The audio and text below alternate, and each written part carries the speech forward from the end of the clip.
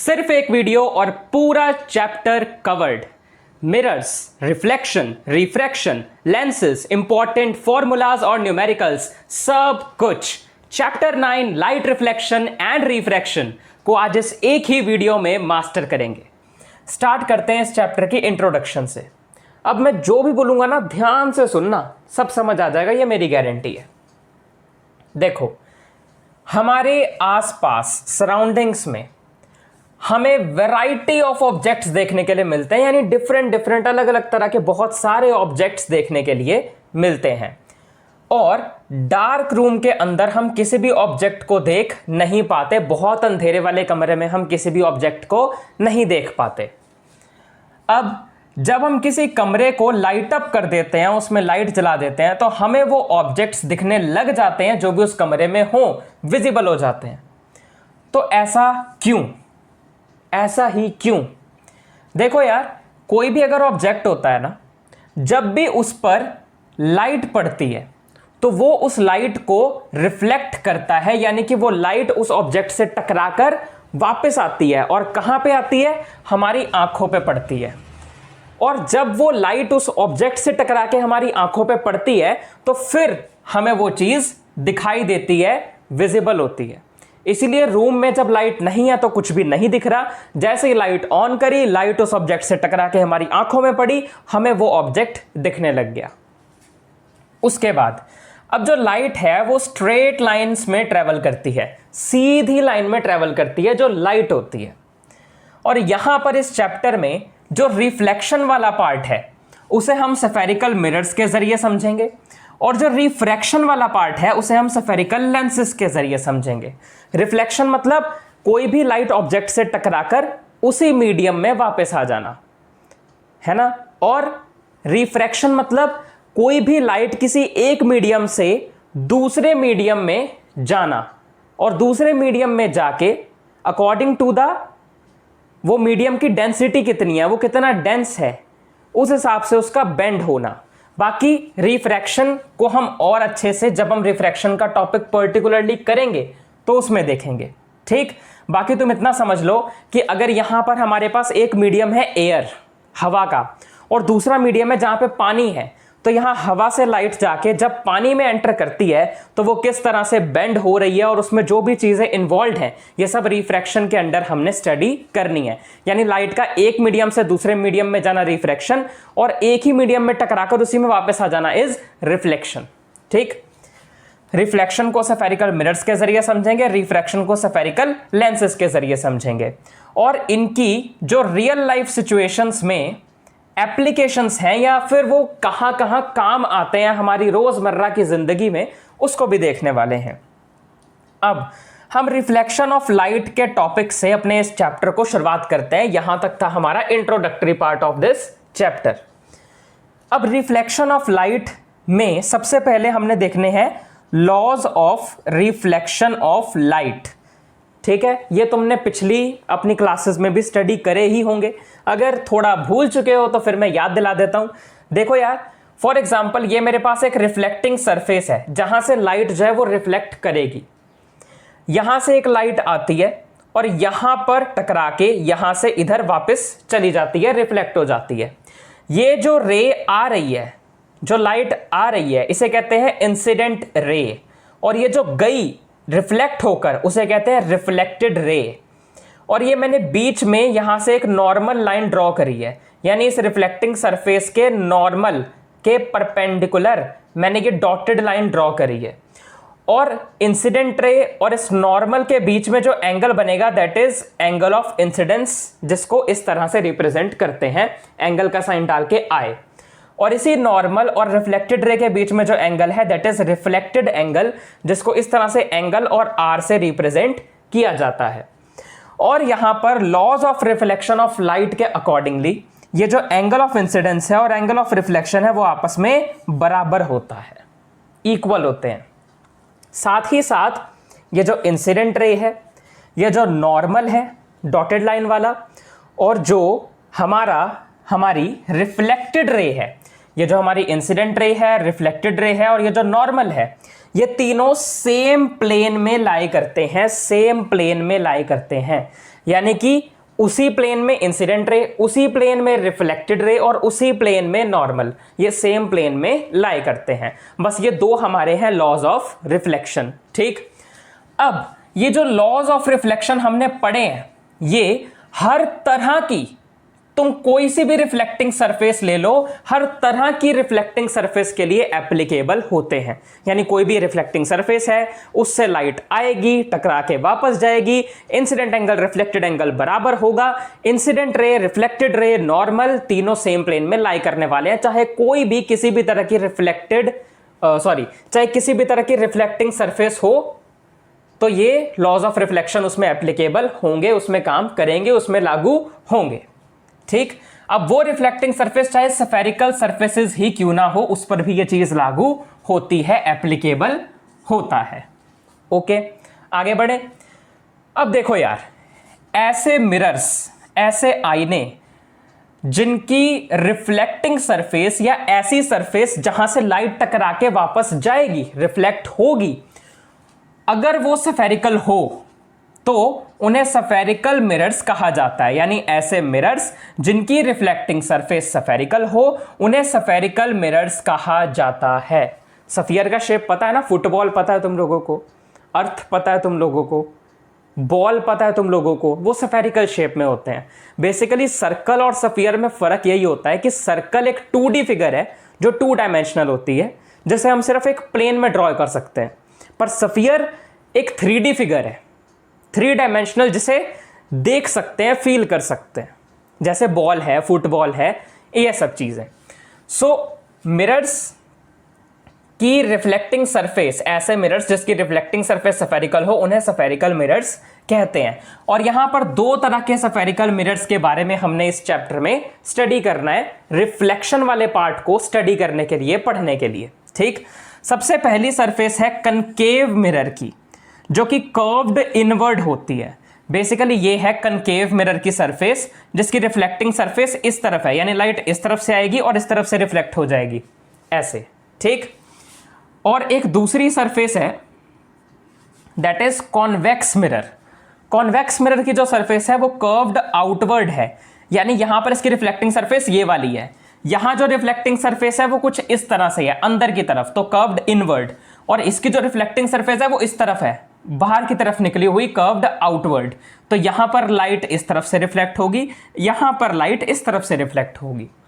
Mirror के back side पे ये जो हम लाइंस बनाते हैं, इसे कहते हैं, ये इस तरफ से पॉलिश्ड है, मतलब इस तरफ से रिफ्लेक्शन नहीं होगी, रिफ्लेक्शन इसके अपोजिट साइड यहां से होगी। ओके, इसको और अच्छे से इमेजिन करने के लिए, समझने के लिए हम स्पून का एग्जाम्पल ले सकते हैं। चम्मच तो देखा ही होगा ना, चम्मच के जिस साइड से हम सब्जी या खाना उठा के खाते हैं, वो ऊपर वाली साइड वो कॉनकेव मिरर की तरह होती है, और उसके पीछे वाली साइड कॉन्वेक्स मिरर की तरह होती है, curved inward, curved outward. Okay, ठीक है। अब स्फेरिकल मिरर्स को इतना समझने के बाद हमें अब स्फेरिकल मिरर्स के ऊपर कुछ ऐसी चीजें समझनी है जिससे हम और आगे की चीजें समझेंगे। यानी स्फेरिकल मिरर्स के ऊपर कुछ चीजें होती हैं, कुछ टर्म्स होती हैं जिनके बारे में हमें समझना जरूरी है, जैसे कि pole, centre of curvature, radius of curvature, focus, principal axis, focal length, etcetera etcetera, और भी कुछ चीजें होती हैं जो हम समझेंगे। वो हम समझेंगे अभी वीडियो के इस पार्ट के जस्ट अभी बाद में। फिलहाल हमने इतना जो पढ़ लिया है इसकी रिवीजन करते हैं। हमने सबसे पहले इंट्रोडक्शन में देखा हमारे आसपास बहुत सारे वैरायटी ऑफ ऑब्जेक्ट्स हैं। डार्क रूम में हमें कोई भी ऑब्जेक्ट नहीं दिखाई देता, रूम को लाइट अप करना पड़ता है देखने के लिए, और जब रूम को लाइट अप करते हैं तो सारे ऑब्जेक्ट हमें विजिबल हो जाते हैं। और ऐसा क्यों होता है? क्योंकि ऑब्जेक्ट से कोई भी लाइट टकरा के जब हमारी आंखों में पड़ती है तभी हमें वो दिखाई देता है। लाइट स्ट्रेट लाइन में ट्रेवल करती है, और यहाँ रिफ्लेक्शन और रिफ्रैक्शन को समझने वाले हैं हम। रिफ्लेक्शन को स्फेरिकल मिरर्स के जरिए समझा जाएगा और रिफ्रैक्शन को स्फेरिकल लेंसेज के जरिए। साथ ही साथ इनकी रियल लाइफ सिचुएशंस में जो एप्लीकेशंस है उन्हें भी देखेंगे। रिफ्लेक्शन ऑफ लाइट का टॉपिक शुरू करने के बाद हमने लॉज ऑफ रिफ्लेक्शन के बारे में पढ़ा, जिसमें देखा कि एंगल ऑफ इंसिडेंस रिफ्लेक्शन के बराबर होता है। इंसिडेंट रे, नॉर्मल और रिफ्लेक्टेड रे सेम प्लेन में लाई करती हैं, और ये लॉज ऑफ रिफ्लेक्शन जो है ये हर तरह की रिफ्लेक्टिंग सर्फेसेस के लिए एप्लीकेबल होते हैं, चाहे वो स्फेरिकल सर्फेसेस ही क्यों ना हो। और ऐसे मिरर जिनकी रिफ्लेक्टिंग सरफेस स्फेरिकल होती है उन्हें स्फेरिकल मिरर्स कहते हैं। यहां पर हमने दो तरह के स्फेरिकल मिरर्स के बारे में समझा, that is concave mirror and convex mirror. ये होता है कर्व्ड इनवर्ड, ये होता है कर्व्ड आउटवर्ड। स्पून की एग्जांपल से और अच्छे से समझा। और अब इसके ऊपर जो कुछ टर्म्स हमें पढ़ने हैं उसके बारे में हम देखेंगे। ठीक, चलो इतना नोट करो, फिर हम बढ़ते हैं आगे। चलो नोट करो। चलो अब हम आगे बढ़ते हैं और उन कुछ टर्म्स के बारे में और अच्छे से समझते हैं। ठीक, देखो यार, सबसे पहले समझते हैं पोल के बारे में। पोल क्या होता है? पोल किसी भी इस तरह के स्फेरिकल मिरर की रिफ्लेक्टिंग सरफेस का सेंटर होता है। मतलब ऐसी सरफेस जहां से वो लाइट रिफ्लेक्ट करने वाली है, उस सरफेस का जो सेंटर है दैट इज पोल। जैसे यहां पर ये इसकी रिफ्लेक्टिंग सरफेस है, तो ये रहा इसका सेंटर, जिसको पोल यानी पी, कैपिटल पी से रिप्रेजेंट करेंगे, यहां पे भी लिखा है। वैसे ही अगर मैं इस मिरर की एग्जांपल लूं जो कि है कॉन्वेक्स मिरर, ये था कनकेव। कॉन्वेक्स में पोल यहां पर ये रहा, इस स्फेरिकल मिरर की रिफ्लेक्टिंग सरफेस का सेंटर। और यहां पर ये जो m से लेकर n तक का ये पूरा लिखा हुआ है, mn, इसे कहते हैं इस मिरर का अपर्चर। ठीक, आगे सेंटर ऑफ कर्वेचर की बात करते हैं। इसे समझने के लिए तुम्हें एक चीज समझनी होगी कि ये जो स्फेरिकल मिरर है ना, बेसिकली एक प्रॉपर सर्कल या मैं कहूं तो प्रॉपर एक स्फीयर का कुछ पार्ट होते हैं। यानी ये पूरा एक स्फीयर है और उसका कुछ पार्ट ये हमारा स्फेरिकल मिरर होता है। और इस पूरे स्फीयर का जो मेरा सेंटर होगा that will be the centre of curvature for this spherical mirror. ठीक है, सो ये तो तुम्हारे आइडिया के लिए मैंने ये बनाया था, इसे मैं हटा देता हूं। ये सिर्फ तुम्हें समझाने के लिए था कि ये जो स्फेरिकल मिरर है वो एक स्फीयर का पार्ट होता है, एक पूरे स्फीयर का छोटा सा एक पार्ट होता है। और उसी स्फीयर का जो सेंटर है वो इस स्फेरिकल मिरर के लिए सेंटर ऑफ कर्वेचर होता है, जिसको कैपिटल सी से रिप्रेजेंट किया जाता है, जो कि इस पोल से यहां इतनी दूरी पर होता है। अब हमें इतना पता है कि स्फीयर के सेंटर से लेकर स्फीयर के एंड तक की जो डिस्टेंस होती है that will B radius of sphere, है ना। तो यहां पर P से लेकर C तक की जो हमारी डिस्टेंस है, बेसिकली सेंटर से लेकर किसी स्फीयर के एंड तक की जो हमारी डिस्टेंस है that will be R radius. या फिर मैं कहूं इसके हिसाब से, स्फेरिकल मिरर्स के हिसाब से, तो रेडियस ऑफ कर्वेचर, जिसको कैपिटल R से रिप्रेजेंट करेंगे। PC वाली जो लेंथ है वो रेडियस ऑफ कर्वेचर ही है, उसी को रेडियस ऑफ कर्वेचर बोलेंगे। बेसिकली पोल से लेकर सेंटर तक की डिस्टेंस। ठीक है, ये रेडियस किसका है? उसी स्फीयर का।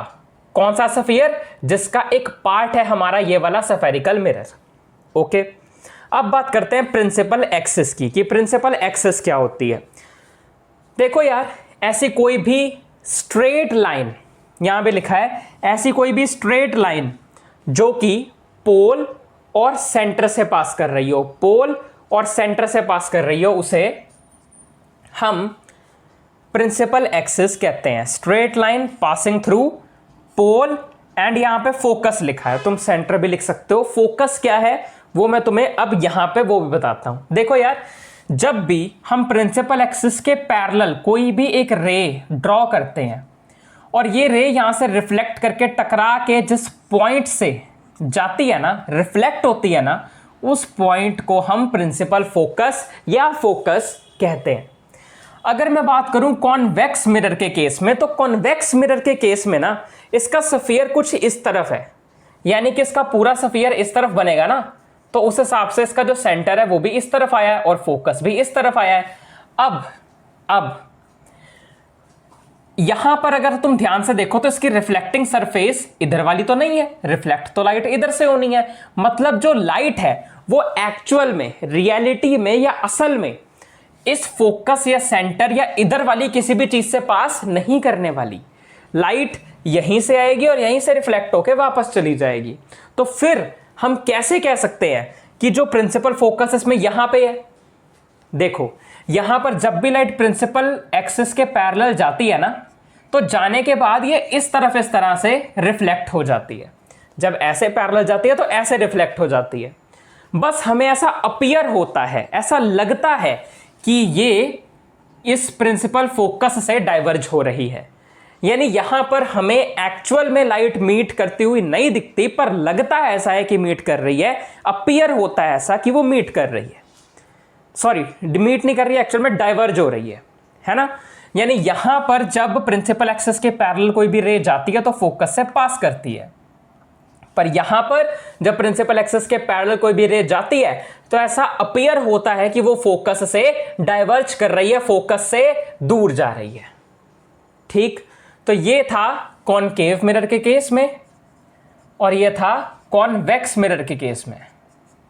ओके, अब प्रिंसिपल फोकस के बारे में तुमने जान ही लिया कि यानी कि जब भी कोई रेस प्रिंसिपल एक्सिस के पैरेलल जाती हैं तो वो एक पॉइंट से पास करती हैं, यानी कि वो पैरेलल रेज जिस भी पॉइंट पे इंटरसेक्ट या मीट करेंगी या कन्वेक्स मिरर के केस में डाइवर्ज करेंगी, तो उस पॉइंट को प्रिंसिपल फोकस कहते हैं, जिसको कैपिटल एफ से रिप्रेजेंट किया जाता है। उसके बाद फोकल लेंथ की बात कर लेते हैं। देखो, पोल से लेके फोकस तक का जो डिस्टेंस है उसको फोकल लेंथ कहते हैं, जिसको स्मॉल एफ से डिनोट या रिप्रेजेंट किया जाता है।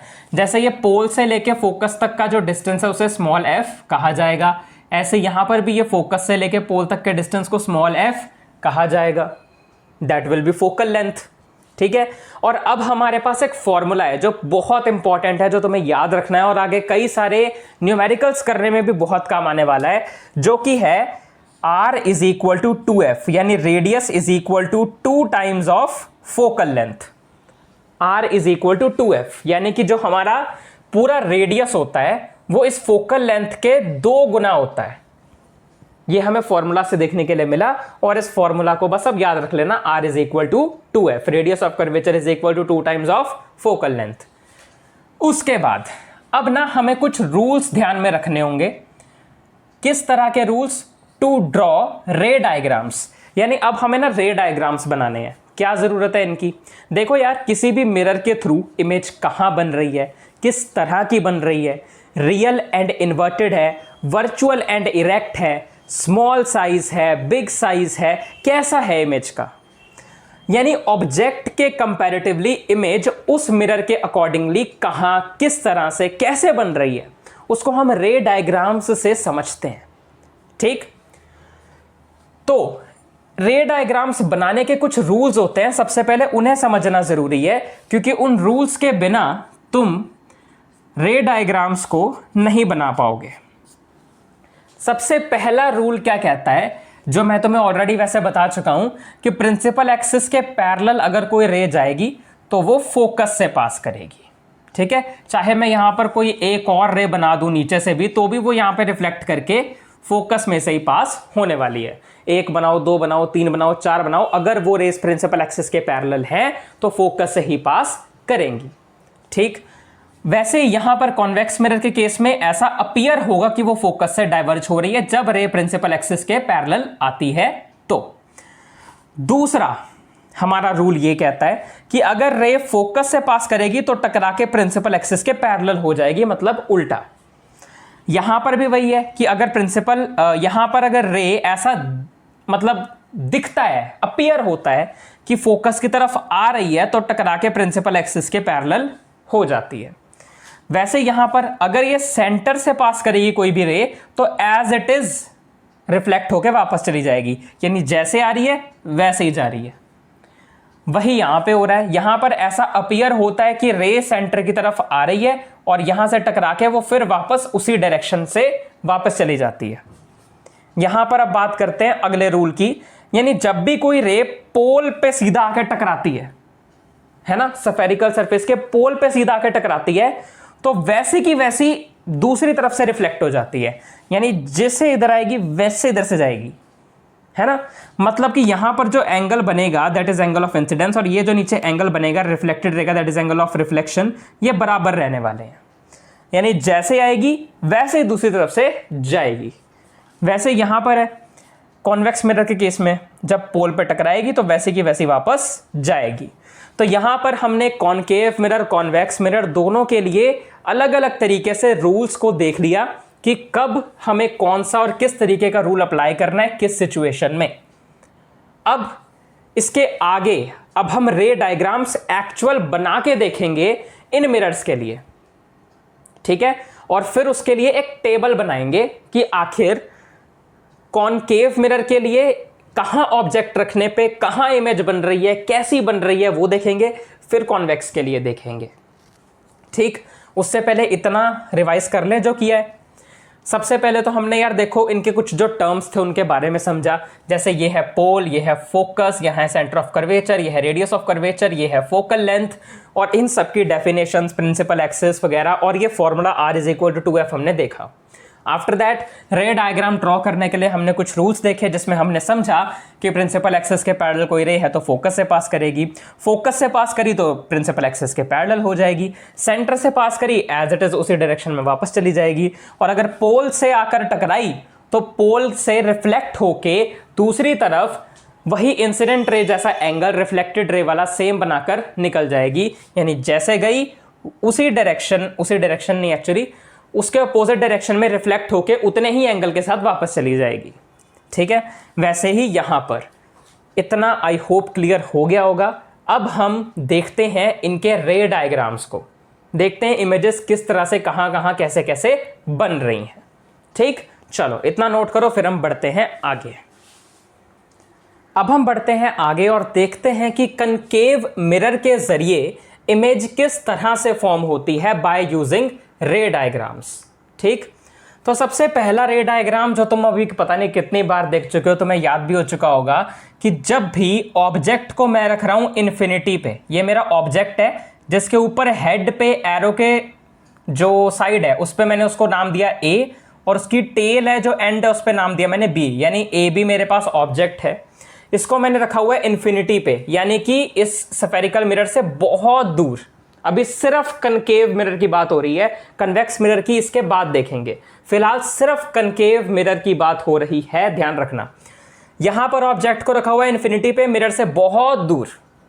अब यहां पर इस ऑब्जेक्ट से एक रे निकली, यहां टकराई, फोकस से पास करी।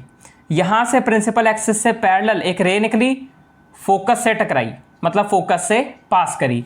और ये दोनों रेज जो हैं एक इस फोकस वाले पॉइंट पे मीट कर गई, इंटरसेक्ट कर गई।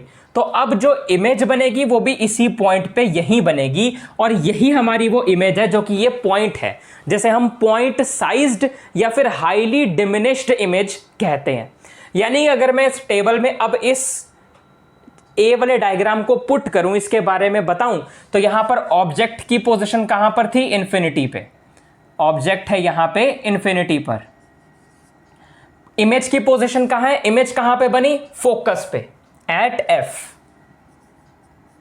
ठीक है। और इमेज का साइज कितना है? पॉइंट साइज्ड है, बहुत छोटा, हाईली डिमिनिश्ड इमेज बनी है, तो इसको मैं कहूंगा हाईली डिमिनिश्ड इमेज, ठीक। अब इमेज का नेचर कैसा है? नेचर का मतलब क्या ये इमेज स्फेरिकल मिरर के उसी साइड बनी है जिस साइड सेंटर और फोकस है, जैसे कन्वेक्स मिरर में दूसरी साइड पे बनती थी।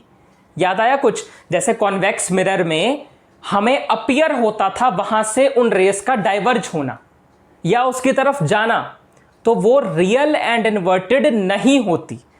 जब भी कोई रे टकराकर उसी तरफ आए और इमेज भी उसी तरफ बने तो हम उसे रियल एंड इन्वर्टेड कहते हैं। पर अगर ऐसा ना हो, जैसे कॉन्वेक्स मिरर के केस में, तो उसे हम वर्चुअल एंड इरेक्ट कहते हैं।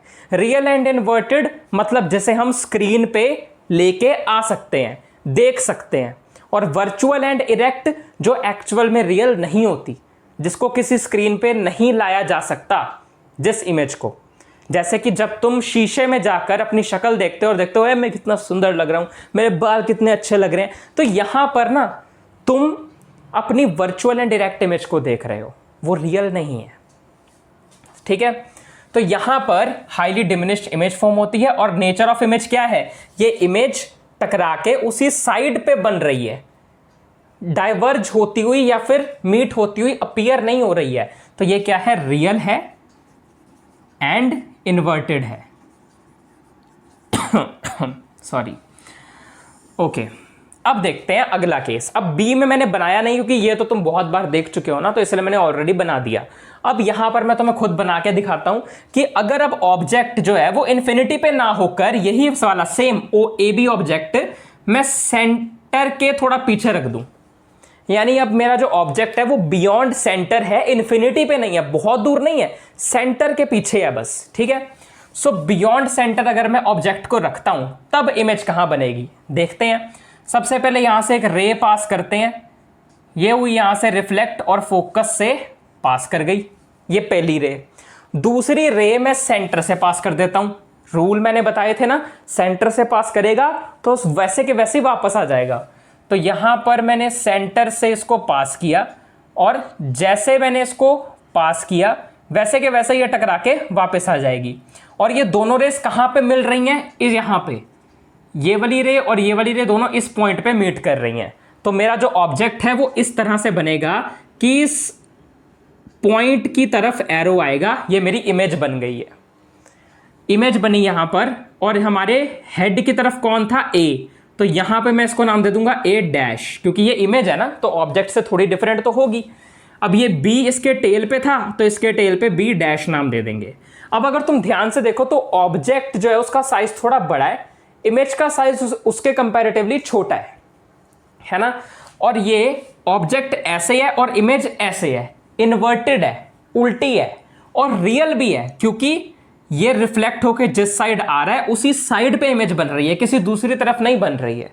तो रियल है, इन्वर्टेड है, और इमेज का साइज डिमिनिश्ड है, मतलब हाईली डिमिनिश्ड या पॉइंट साइज नहीं है पर डिमिनिश्ड है, छोटा है, ठीक है।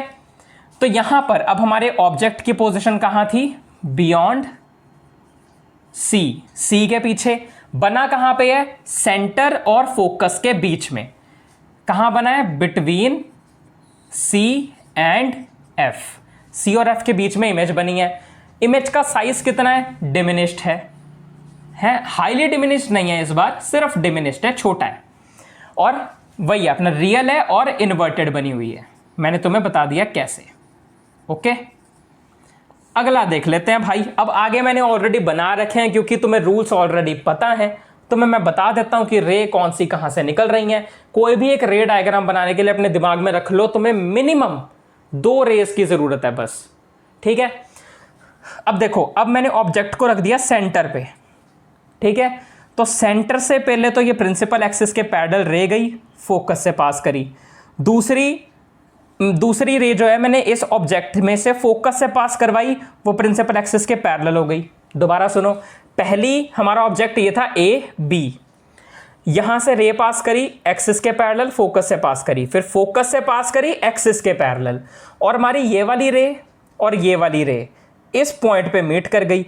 इस पॉइंट से हमारा जो इमेज है वो यहां पे ऐसे बन गई, यानी अब इमेज जो है वो सेंटर पे ही बनी है, सेंटर पे ही बनी है, साइज भी सेम है, रियल एंड इन्वर्टेड है, ठीक।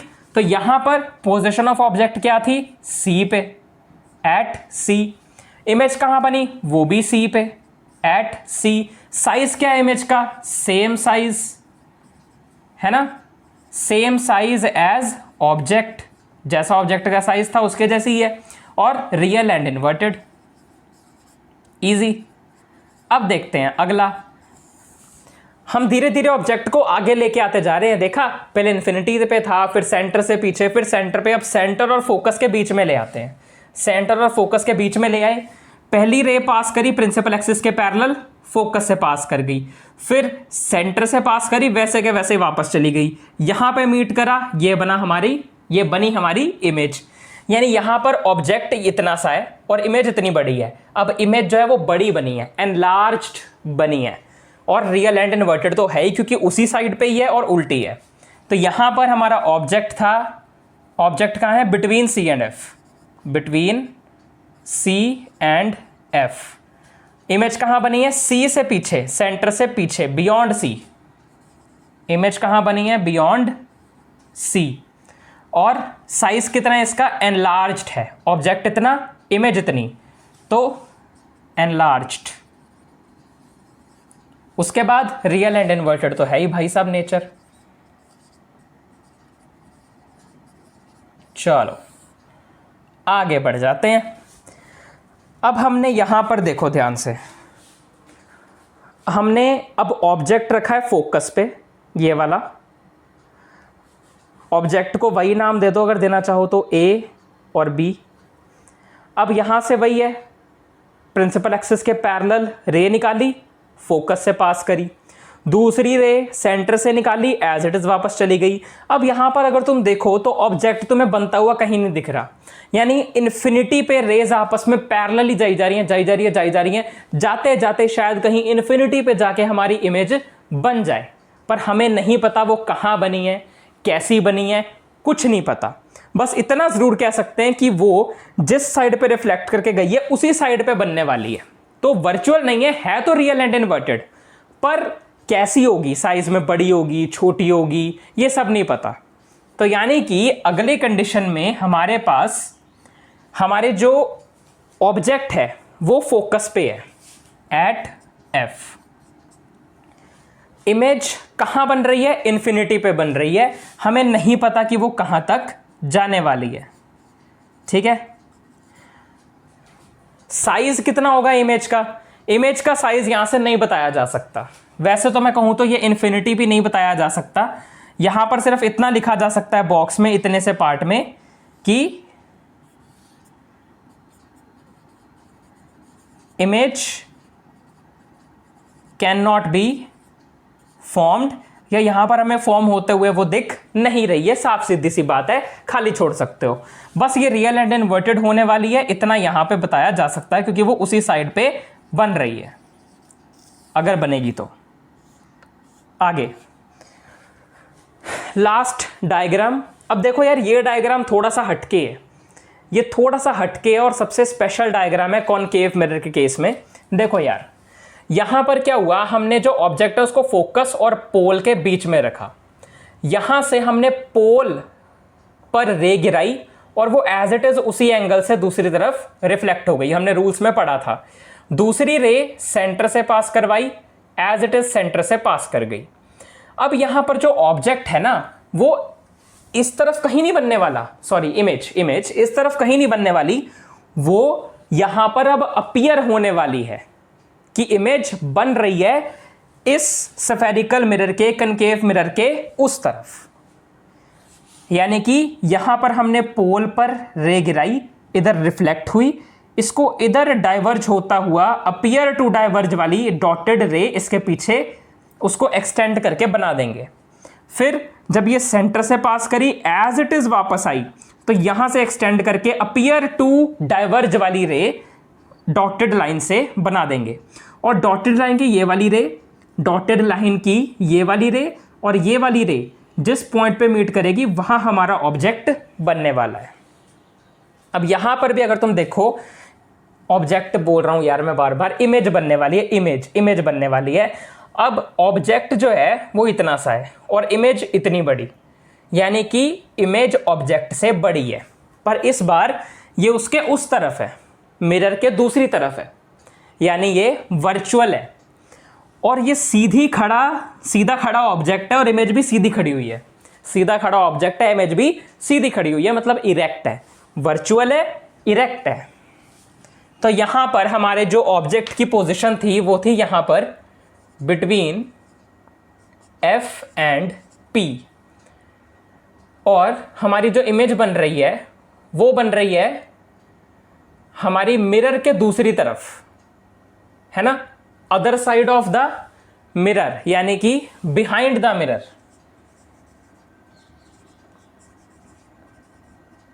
ठीक, और हमारी जो साइज है इमेज का दैट इज एनलार्ज्ड, बड़ी है वो इमेज, एंड बन रही है वर्चुअल एंड इरेक्ट यहां पे।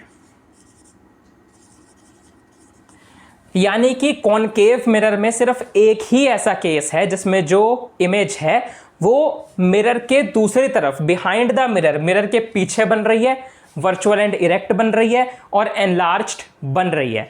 इसलिए मैंने यहां पे स्टार भी लगाया है क्योंकि ये इंपॉर्टेंट है, इस पे क्वेश्चन पूछा जा सकता है। ठीक है, तो यहां पर हमने रे डायग्राम्स कनकेव मिरर के लिए देखे। ऑब्जेक्ट्स को अलग अलग जगह पे प्लेस किया और उसके अकॉर्डिंगली रे डायग्राम्स बना के कहाँ कहाँ उसकी इमेज बन रही है उन्हें देखा, उसके लिए एक प्रॉपर टेबल भी बना दिया। अब हम यही चीज़ें देखते हैं कॉन्वेक्स मिरर के लिए, ठीक है। तब तक के लिए इतना नोट करना चाहो तो कर सकते हो, मैं साइड हो जाता हूँ। चलो नोट करो। चलो अब हम आगे बढ़ते हैं और देखते हैं कि कॉन्वेक्स मिरर के रे डायग्राम्स के ज़रिए कैसे इमेजेस कहाँ और किस तरह की बनने वाली हैं। उससे पहले कॉनकेव मिरर जो हमने अभी पढ़ा उसके यूजेस देख लेते हैं, कहाँ कहाँ कॉनकेव मिरर यूज़ होते हैं रियल लाइफ में। टॉर्चेस के अंदर, सर्च लाइट्स के अंदर, व्हीकल हेडलाइट्स के अंदर और शेविंग मिरर्स के अंदर। इन एग्जाम्पल्स को याद रख लेना, कहाँ कहाँ कॉनकेव मिरर यूज़ हो रहा है पूछा जा सकता है। अब आते हैं रे डायग्राम्स के ऊपर for the convex mirrors. Okay चलो, अब ऑब्जेक्ट रखा हुआ है ए बी यानी इन्फिनिटी पर। ए बी ऑब्जेक्ट इन्फिनिटी पे रखा है, ये है हमारा कॉन्वेक्स मिरर। कुछ नहीं करना, डायग्राम बनाने के लिए सबसे पहले तो सीधी प्रिंसिपल एक्सिस के पैरेलल एक रे ड्रॉ करो। अब मैं ऐसा अपीयर करूंगा कि ये फोकस से डाइवर्ज हो रही है, यानी ये हुई रिफ्लेक्ट यहाँ से और ये एक्सटेंड कर देते हैं, फोकस से डाइवर्ज होती हुई दिखा देते हैं। उसके बाद एक और रे बना देते हैं नीचे से, प्रिंसिपल एक्सिस के पैरेलल जा रही है, ये हुई रिफ्लेक्ट। रिफ्लेक्ट होने के बाद एक्सटेंड कर दो, ये भी फोकस से डाइवर्ज होती हुई दिख रही है। और ये डाइवर्ज वाली हुई रे यानी अपीयर टू डाइवर्ज वाली रे, ये वाली और ये वाली, ये दोनों ही इस फोकस पे मीट कर रही हैं। यानी बहुत ही point sized highly diminished image बनी है बिहाइंड द मिरर फोकस के ऊपर, और ये बनी है वर्चुअल एंड इरेक्ट, क्योंकि ये जिस तरफ रेज रिफ्लेक्ट हुई है उस तरफ नहीं बनी है, तो मतलब रियल नहीं है, मतलब ये वर्चुअल है। और साथ ही वर्चुअल का साथ ही होता है इरेक्ट, तो साथ में बन गई erect. So position of image कहाँ पर है, देखो मैंने ऑब्जेक्ट पहले लिख रखा है इन्फिनिटी पे है। इमेज की पोजीशन जो है वो फोकस पे बनी है at F behind the mirror, behind the mirror. Size कितना है इसका, पॉइंट साइज्ड है, या जिसको तुम हाईली डिमिनिश्ड भी कह सकते हो, है ना, हाईली डिमिनिश्ड भी कह सकते हो। उसके बाद नेचर क्या है इमेज का, वर्चुअल एंड डायरेक्ट, ठीक है। अगली इमेज, ये तो मैंने बना के रखा हुआ है कि यहां पर अब ऑब्जेक्ट जो है ना वो पोल और इन्फिनिटी के बीच में तुम कहीं पे भी रख सकते हो। इसमें सिर्फ दो ही डायग्राम बनते हैं, पोल और इन्फिनिटी के बीच में तुम ऑब्जेक्ट को कहीं पे भी रख सकते हो। तो मैंने यहाँ पर ये ए बी ऑब्जेक्ट रखा है। सबसे पहले प्रिंसिपल एक्सिस के पैरेलल गई, यहाँ से रिफ्लेक्ट करी और पीछे एक्सटेंड किया तो वो पास करेगी फोकस से, यानी कि फोकस से डाइवर्ज होती हुई अपीयर हो रही है। उसके बाद सेंटर से पास होती हुई अपीयर कराई, एज इट इज़ ये यहाँ से रिफ्लेक्ट कर जाएगी और इसको पीछे एक्सटेंड कर दिया सेंटर पे। ये वाली रे और ये वाली एक्सटेंडेड रे यहाँ पर इस पॉइंट पे मीट कर रही है, तो यहाँ पे ये बन गई हमारी image A dash B dash. यानी पहले फोकस से डाइवर्ज करती हुई अपीयर टू डाइवर्ज वाली रे, फिर सेंटर के लिए यहाँ पर वो मीट कर गई, ये बन गई हमारी image A dash B dash. और ये इमेज इस ऑब्जेक्ट से छोटी है और वर्चुअल एंड डायरेक्ट है, क्योंकि इमेज के पीछे बनी है और पोल एंड फोकस के बीच में बनी है। यानी कि ऑब्जेक्ट की पोजीशन कहाँ है, बिटवीन पोल एंड इन्फिनिटी, ये इन्फिनिटी का सिंबल है, इन्फिनिटी और पोल के बीच में है। इमेज की पोजीशन कहाँ पर है, इमेज की पोजीशन है between pole and focus behind the mirror, behind the mirror. Size क्या है इमेज का, डिमिनिश्ड है, मतलब हाईली डिमिनिश्ड नहीं है पर डिमिनिश्ड है, छोटी है। उसके बाद नेचर वर्चुअल एंड डायरेक्ट ही है, वर्चुअल एंड डायरेक्ट।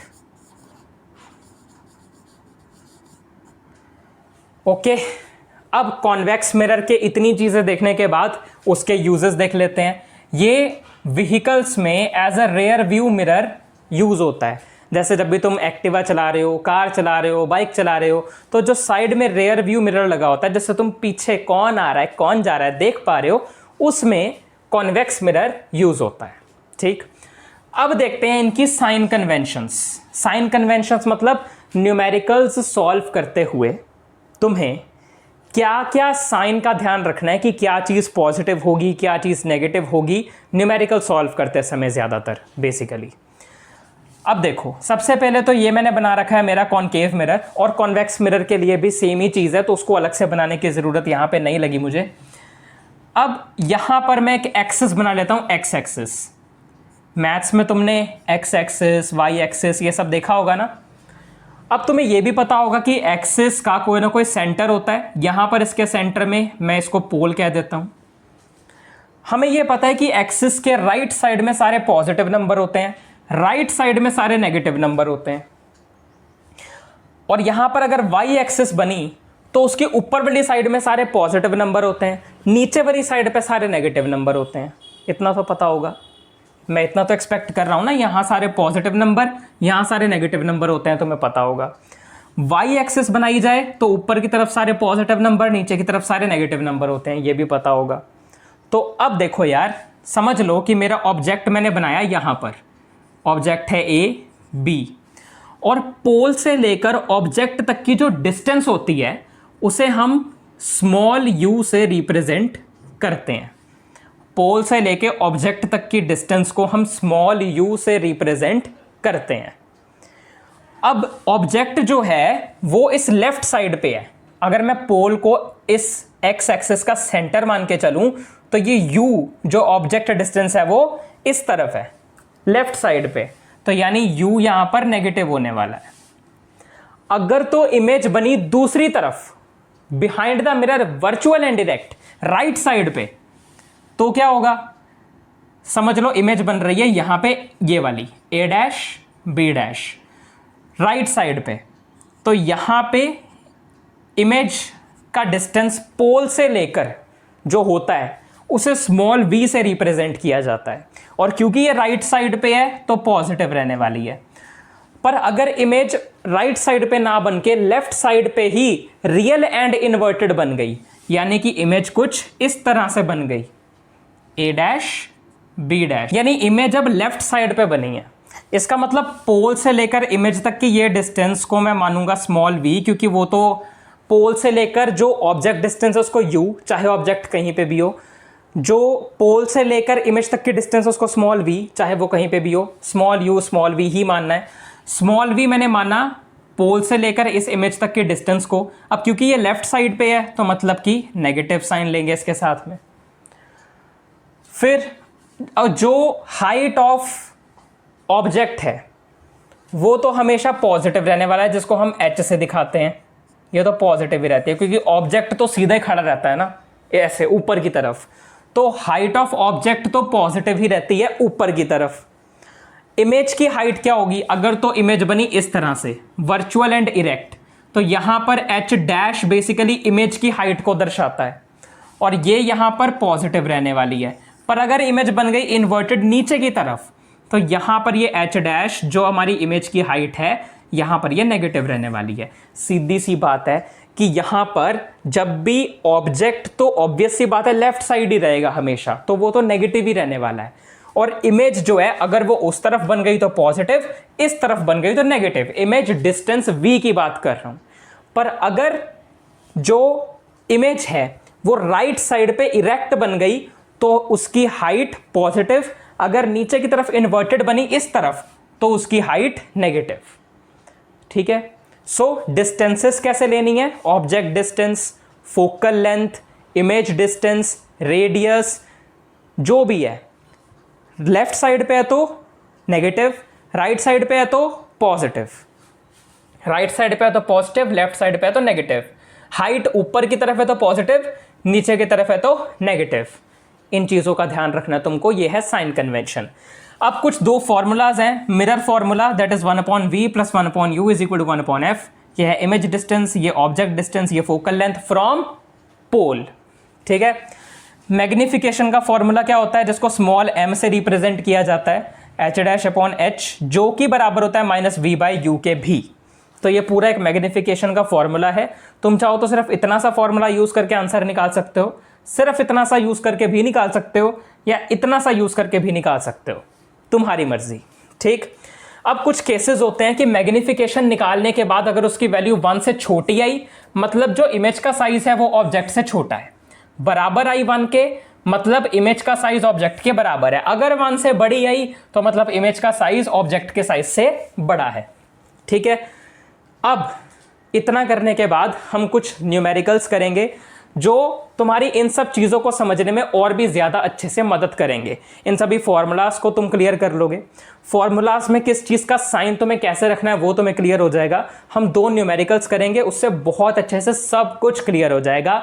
बाकी फिलहाल यहाँ पर इसकी रिवीजन करी जाए तो कनकेव मिरर के यूजेस देखे, उसके बाद उसकी इमेज फॉर्मेशन उसके रे डायग्राम से देखी, टेबल बनाया, साइन कन्वेंशंस देखे, फॉर्मूलाज देखे, केसेस देखे मैग्निफिकेशन के। मैग्निफिकेशन बेसिकली क्या है कि कोई भी इमेज कितनी ज्यादा मैग्नीफाई हो रही है as compare to its object किसी भी मिरर के जरिए। ठीक, चलो फिलहाल इतना नोट करो, मैं साइड हो जाता हूं। तो चलो अब हम आगे बढ़ते हैं और मेरे कपड़ों की तरफ, और मेरे पे ध्यान देने से अच्छा है कि तुम आगे ध्यान दो। हमने जो फॉर्मूलाज कर लिए हैं, अब उन फॉर्मूलाज को यूज करना देखते हैं क्वेश्चंस के अंदर किस तरह से करेंगे। 2 एग्जांपल्स यहां पे लिखी हैं, तुम्हारी बुक में से ही ली गई हैं एनसीईआरटी की। शुरू करते हैं।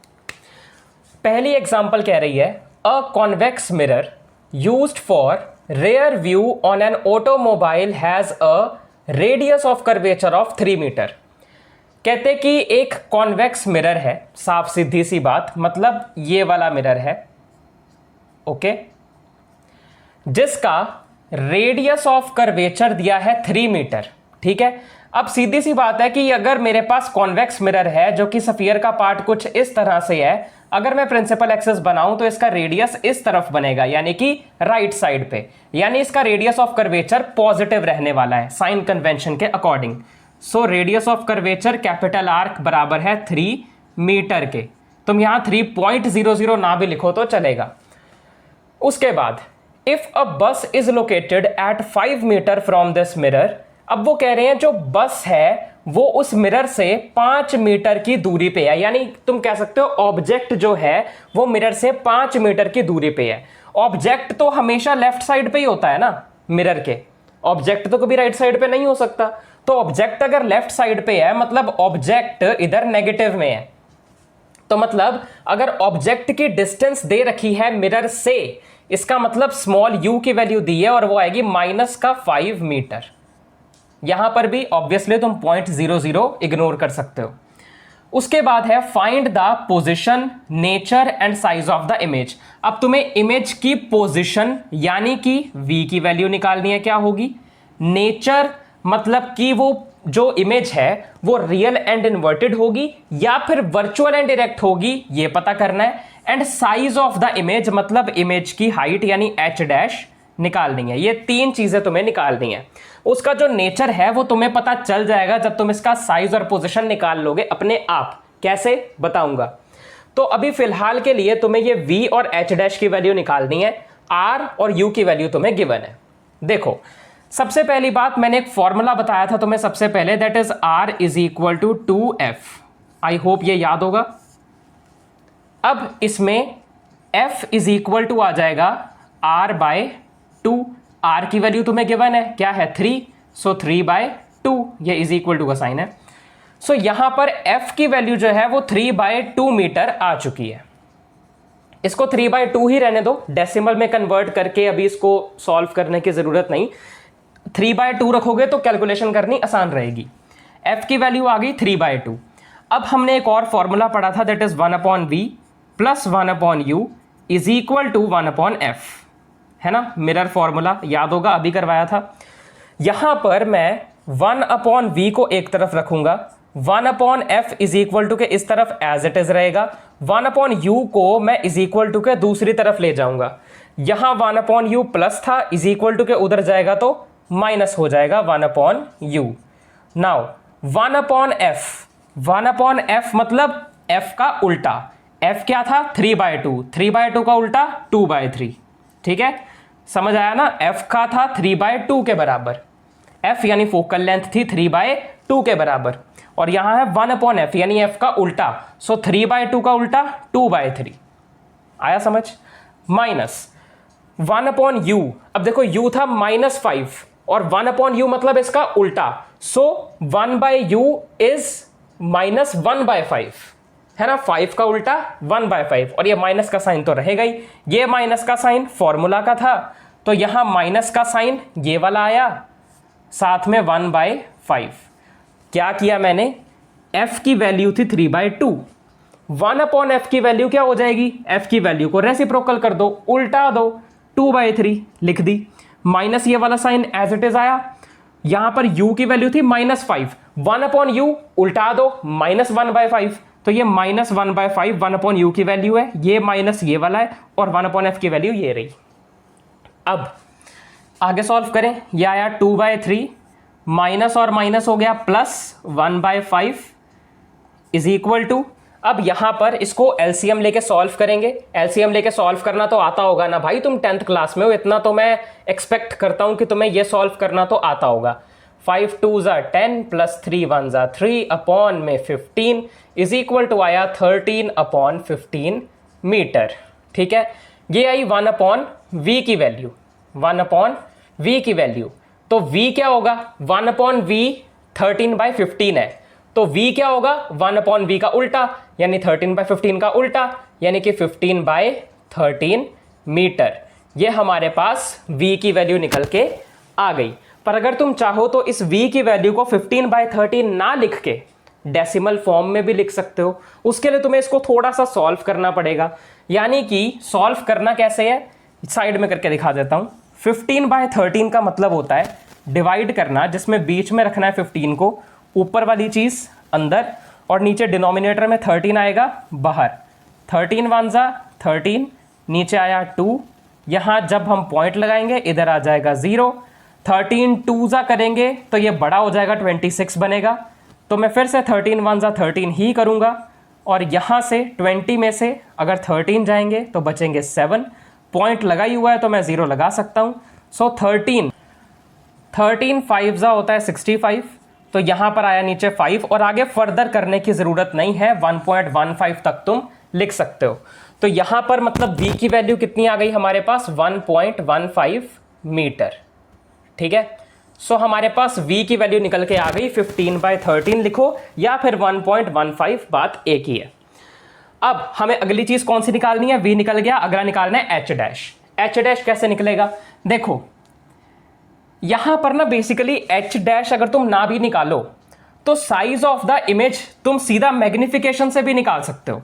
तुम्हें जरूरी नहीं है कि उसकी साइज हमेशा h डैश के जरिए ही चाहिए हो, तुम डायरेक्टली यहां पे मैग्निफिकेशन की वैल्यू निकाल सकते हो, जिससे तुम्हें इसका साइज पता चल जाएगा एज कंपेयर टू ऑब्जेक्ट। कैसे, मैं बताता हूं। देखो मैग्निफिकेशन इज इक्वल टू लिखा जा सकता है -v/u, है ना, मैंने फॉर्मूला बताया था कि magnification h dash upon h और -v/u दोनों के बराबर होता है।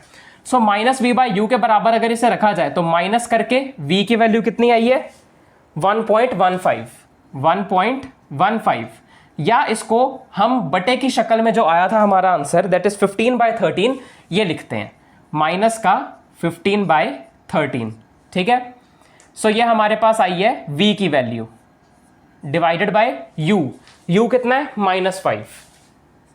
-5। अब ये माइनस से माइनस हो गया कैंसिल, कितना बचा, 15/13 मल्टीप्लाई बाय 5, क्योंकि ये 13 भी डिनोमिनेटर में, ये भी डिनोमिनेटर में, ये साथ में मल्टीप्लाई हो सकते हैं।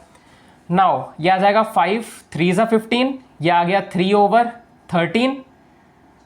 अब अगर तुम यहां पर इस 3/13 को सॉल्व करना चाहो तो कर सकते हो, यहां पे फिर वैसे ही डिवीजन चलेगी। मैं फिलहाल इसको यहां से इरेज कर देता हूं और उनकी डिवीजन करके उसको डेसिमल में निकाल के तुम्हें दिखा देता हूं। ओके, तो यहां डिवाइड करेंगे, अंदर की तरफ होगा न्यूमरेटर जो कि है 3, बाहर होगा डिनोमिनेटर जो है 13। अब 13 ऑलरेडी 3 से बड़ा है, तो मेरे को यहां पे 0 पॉइंट लगाना होगा, जिससे यहां पे एक 0 आ जाए। नाउ 13 2 ज़ा होता है हमारे पास में 26, नीचे आ जाएगा 4, पॉइंट ऑलरेडी लगाया तो मैं 0 लगा सकता हूं। नाउ 13 3 ज़ा कितना हो जाएगा, 39 1। अब बस और आगे करने की जरूरत नहीं है, 0.23 तुम्हारे पास ये इतना निकल के आ सकता है। अब मैग्निफिकेशन की वैल्यू है 0.23। इसका मतलब मैग्निफिकेशन यहां पे क्या है, 1 से छोटी है। और मैंने तुम्हें बताया था कि अगर मैग्निफिकेशन की वैल्यू 1 से छोटी हो मतलब ये जो इमेज बनेगी वो ऑब्जेक्ट से छोटी रहने वाली है। कितनी छोटी? By the factor 0.23। तो यहां पर तुम लिख सकते हो, एक लाइन तुम्हें आगे लिखनी होगी, मैं तुम्हें बता देता हूं, या फिर चलो लिख के बता देता हूं। उससे भी पहले हमने साइज पता कर लिया ना, साइज पता कर लिया मैग्निफिकेशन से, पोजीशन पता कर ली v की वैल्यू निकाल के। नेचर क्या होगा तुम ध्यान से देखो, v होता है मिरर से लेके इमेज तक का डिस्टेंस, और ये पॉजिटिव आया है, नेगेटिव नहीं आया, मतलब ये राइट साइड पे है। यानी ये इमेज जो है, ऑब्जेक्ट इधर है और ये इमेज इस तरफ बन रही है, यानी behind the mirror, right side पे बिहाइंड द मिरर, मतलब ये रियल नहीं है। अगर ये उसी साइड पे बनती लेफ्ट साइड पे और इसका आंसर नेगेटिव में आता, मतलब ये होती रियल एंड इन्वर्टेड। दूसरी तरफ बनी है बिहाइंड द मिरर, मतलब ये है वर्चुअल एंड इरेक्ट। तो यहां पर तुम्हें इसका नेचर पता चल गया, that is virtual and erect. दूसरी चीज, मैग्निफिकेशन लेस देन 1 है, तो तुम यहां पे कह सकते हो कि image is smaller than object by the factor 0.23। तो यहां पर हमारा ये पूरा न्यूमेरिकल सॉल्व हो चुका है, जिसमें हमारे पास क्या था, एक कॉन्वेक्स मिरर का रेडियस ऑफ कर्वेचर गिवन था, ऑब्जेक्ट से मिरर तक की डिस्टेंस गिवन थी, यानी r और u गिवन थी, और हमें यहां पर v और मैग्निफिकेशन निकालना था, ताकि हम ये तीनों चीजें निकाल पाएं। पोजीशन मतलब इमेज की पोजीशन कहां है, इमेज की मिरर से डिस्टेंस कितनी है, दैट इज v। नेचर और साइज निकालने के लिए मैग्निफिकेशन को निकाला गया। सबसे पहले रेडियस गिवन था, उससे r is equal to 2f वाला फॉर्मूला लगा के फोकल लेंथ निकाल ली। फोकल लेंथ निकालने के बाद मिरर फॉर्मूला लगाकर वहां से v की वैल्यू निकाल ली। v की वैल्यू निकालने के बाद में मैंने मैग्निफिकेशन का -v/u वाला फॉर्मूला लगाकर मैग्निफिकेशन की वैल्यू निकाल ली। मैग्निफिकेशन की वैल्यू आने के बाद हमने देखा ये 1 से छोटी है, मतलब ये ऑब्जेक्ट से छोटी होने वाली है इमेज बाय द फैक्टर 0.23। और क्योंकि जो इमेज की वैल्यू है, v की वैल्यू है डिस्टेंस की, इमेज डिस्टेंस की, वो पॉजिटिव है, मतलब वो राइट साइड पे बनी है। राइट साइड पे बनने का मतलब वो वर्चुअल एंड इरेक्ट है, बिहाइंड द मिरर है, रियल एंड इन्वर्टेड नहीं है। ठीक, तो चलो पहली एग्जांपल हो गई डन। अब हम करते हैं दूसरी एग्जांपल। दूसरी एग्जांपल क्या कह रही है, एक ऑब्जेक्ट है जिसका साइज है 4 सेंटीमीटर, यानी ऑब्जेक्ट की हाइट दे रखी है जो कि h से रिप्रेजेंट करी जाती है, which is equal to 4 centimetre. उसके बाद वो कह रहे हैं is placed at 25 centimetre in front of concave mirror. इस बार हमारे पास कनकेव मिरर दिया हुआ है और जो ऑब्जेक्ट है वो कनकेव मिरर से 25 सेंटीमीटर आगे रखा हुआ है। Object is placed at 25 centimetre in front of, ठीक है, यानी हमें u की वैल्यू दे रखी है 25 सेंटीमीटर और ऑब्जेक्ट हमेशा लेफ्ट साइड पे ही होता है, हमें पता है, तो ये नेगेटिव होने वाला है। और जो ऑब्जेक्ट जो है वो ऊपर की तरफ खड़ा होता है हमेशा, तो मतलब ये ऊपर की तरफ होने की वजह से इसकी हाइट पॉजिटिव रहने वाली है। अगर इमेज जो है वो नीचे की तरफ बन गई तो वो इमेज की हाइट नेगेटिव में चली जाएगी। साइन कन्वेंशंस में ऑलरेडी बता चुका हूं वैसे। चलो आगे है ऑफ फोकल लेंथ 15 सेंटीमीटर, यानी इसकी फोकल लेंथ 15 सेंटीमीटर है। अब इसकी फोकल लेंथ भी इसी तरफ होने वाली है, लेफ्ट साइड पे, क्योंकि इसका रेडियस ऑफ कर्वेचर इधर, सेंटर ऑफ कर्वेचर इधर, तो ऑब्वियस ही बात है फोकल लेंथ भी इधर। तो फोकल लेंथ भी इसकी नेगेटिव में रहने वाली है, विच इज 15 सेंटीमीटर। इन सब साइंस का ना अच्छे से ध्यान रखना, अगर पॉजिटिव नेगेटिव में गड़बड़ कर दी ना, पूरे न्यूमेरिकल में लास्ट में आंसर गलत आ जाएगा और पूरा न्यूमेरिकल भी गलत हो जाएगा। तो साइंस का बहुत ज्यादा अच्छे से ध्यान रखना। चलो, at what distance from a mirror should a screen be placed in order to obtain a sharp image. वो कह रहे हैं कि मिरर से कितनी दूर एक स्क्रीन को रखा जाए ताकि एक शार्प इमेज जो है वो हमें मिल पाए। सीधी सी बात है, वो पूछ रहे हैं कि v की वैल्यू निकालो। At what distance from a mirror should a screen be placed in order to obtain a sharp mirror. v की वैल्यू निकालने के लिए हमें कहा जा रहा है। मैं एक बार चेक कर लेता हूं क्वेश्चन में कि v के अलावा कुछ और भी निकालना है क्या, मैं कुछ क्वेश्चन में मिस तो नहीं कर रहा। Let me check first of all. Sharp image, find the nature and the size of the image. यहां पर कुछ मिसिंग है, find the nature and size of the image. यहां हमें इमेज की नेचर और साइज भी निकालनी है, ठीक है। यहां पर मैं तुम्हें जो इमेज का साइज है ना, वो मैं तुम्हें एच डैश निकाल के बता दूंगा कि कैसे होना है, ठीक है। वहां हमने मैग्निफिकेशन के जरिए देख लिया, यहां थोड़ा चेंज करते हैं, एच डैश से भी देख लेंगे। तो फाइंड द नेचर, नेचर मतलब बताओ रियल एंड इन्वर्टेड है या फिर वर्चुअल एंड डायरेक्ट है। वैसे तो क्वेश्चन में दिया हुआ है स्क्रीन पे ऑब्टेन हो पा रही है इमेज, तो इसका तो ऑलरेडी मतलब यही है कि ये रियल एंड इन्वर्टेड ही होने वाली है, पर निकाल के भी एक बार देख लेंगे। नेचर निकालना है, रियल एंड इन्वर्टेड या फिर virtual and direct. Size of the image मतलब H dash, size of the image मतलब एच डैश, और नेचर जब तुम ये दोनों निकालोगे अपने आप तुम्हारी आंखों के सामने आ जाएगा। चलो फिलहाल शुरू करें सीधा। अब सीधा फॉर्मूला लगाते हैं, mirror formula 1/v plus 1/u is equal to 1/f। यहां से 1/v एक तरफ रहेगा, 1/f इधर, 1/u इज इक्वल टू के दूसरी तरफ जाके नेगेटिव हो जाएगा। f की वैल्यू -15 है, 1/f मतलब -1/15 माइनस 1/u, u था -25 और 1/u मतलब -1/25, तो ये नेगेटिव तो एज इट इज रहा और माइनस का 1/25 अलग से आ गया। पता चला मैंने क्या किया, f की वैल्यू यहां पे थी माइनस का 15 सेंटीमीटर, 1/f मतलब इसका उल्टा करो, माइनस का 1/15 सेंटीमीटर लिख दिया। ये वाला नेगेटिव का sign as it is, 1/u कितना हो जाएगा, u था -25, तो 1/u माइनस का 1/25 हो गया। अब देखो आगे, माइनस का 15, 1/15 माइनस और माइनस हो गया प्लस और 1/25। अब देखो आगे, इसका एलसीएम लेते हैं अपन। इन दोनों का एलसीएम होता है 75, तुम एलसीएम निकाल के भी देख सकते हो, इतना तो यार तुम्हें आता होगा। 15 5 जा होता है 75, तो 5 1 जा 5, क्या आ गया माइनस का 5 प्लस 25 इंटू 3 जा 75 एंड 3 1 जा 3, 3 - 5 इज -2/75। अब ये तो आ गई 1/v की वैल्यू हमारे पास, दैट इज -2/75। पर हमें चाहिए v की वैल्यू, ये है 1/v 2/75 माइनस का v चाहिए, तो इसका रेसिप्रोकल करो, दैट इज 75/2। सो v की वैल्यू आएगी 75/2, नेगेटिव साइन तो रहेगा ही। अब 75/2 की वैल्यू डेसिमल में निकाल लो, 75 रहेगा अंदर, 2 रहेगा बाहर।